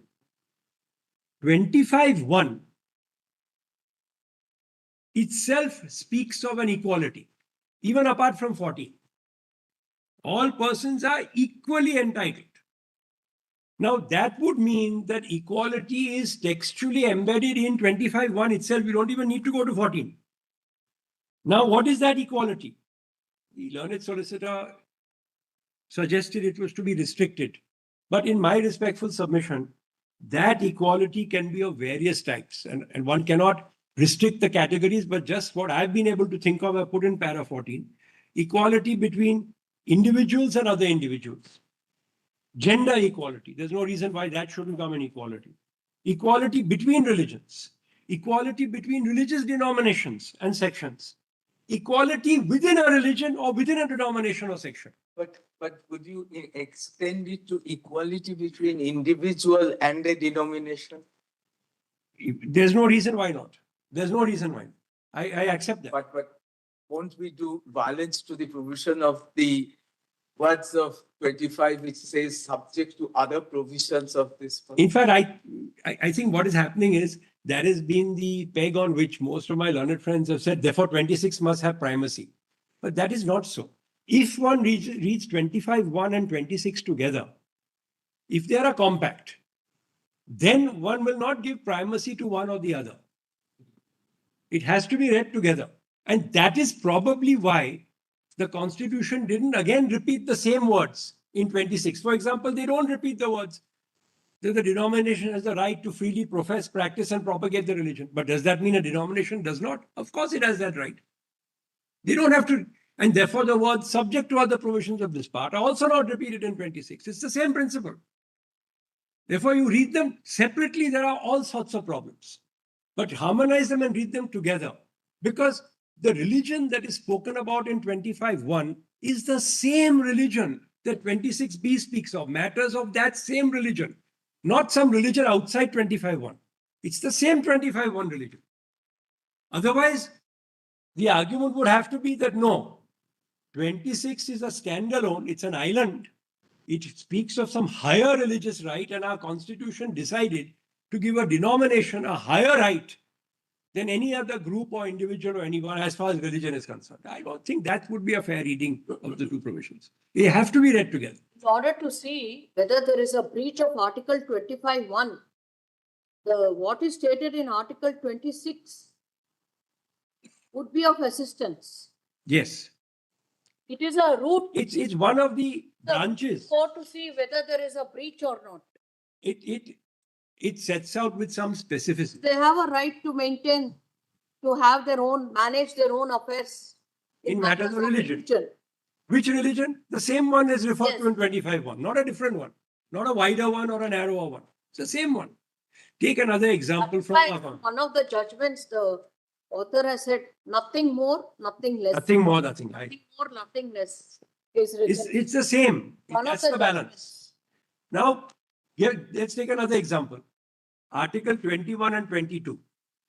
21 is wide and all-encompassing. Your lordships have held so much comes in life and liberty and can be denied only by procedure in accordance with law. 22 specifically talks about protection against arrest without being told the charges, access to a lawyer, being produced before a magistrate. If 22 was not there, 21 would still cover it. Yes. It's not that you didn't have it, but 22 just makes that clearer. It's a manifestation. It lays down the procedure. Procedure. Referred in 21. 21. Therefore, But we see a significant departure in the words when we read 25(1) yes. and 26. The significant departure is what you said. So, The subjugation of 25(1), when it is individual or group, yes.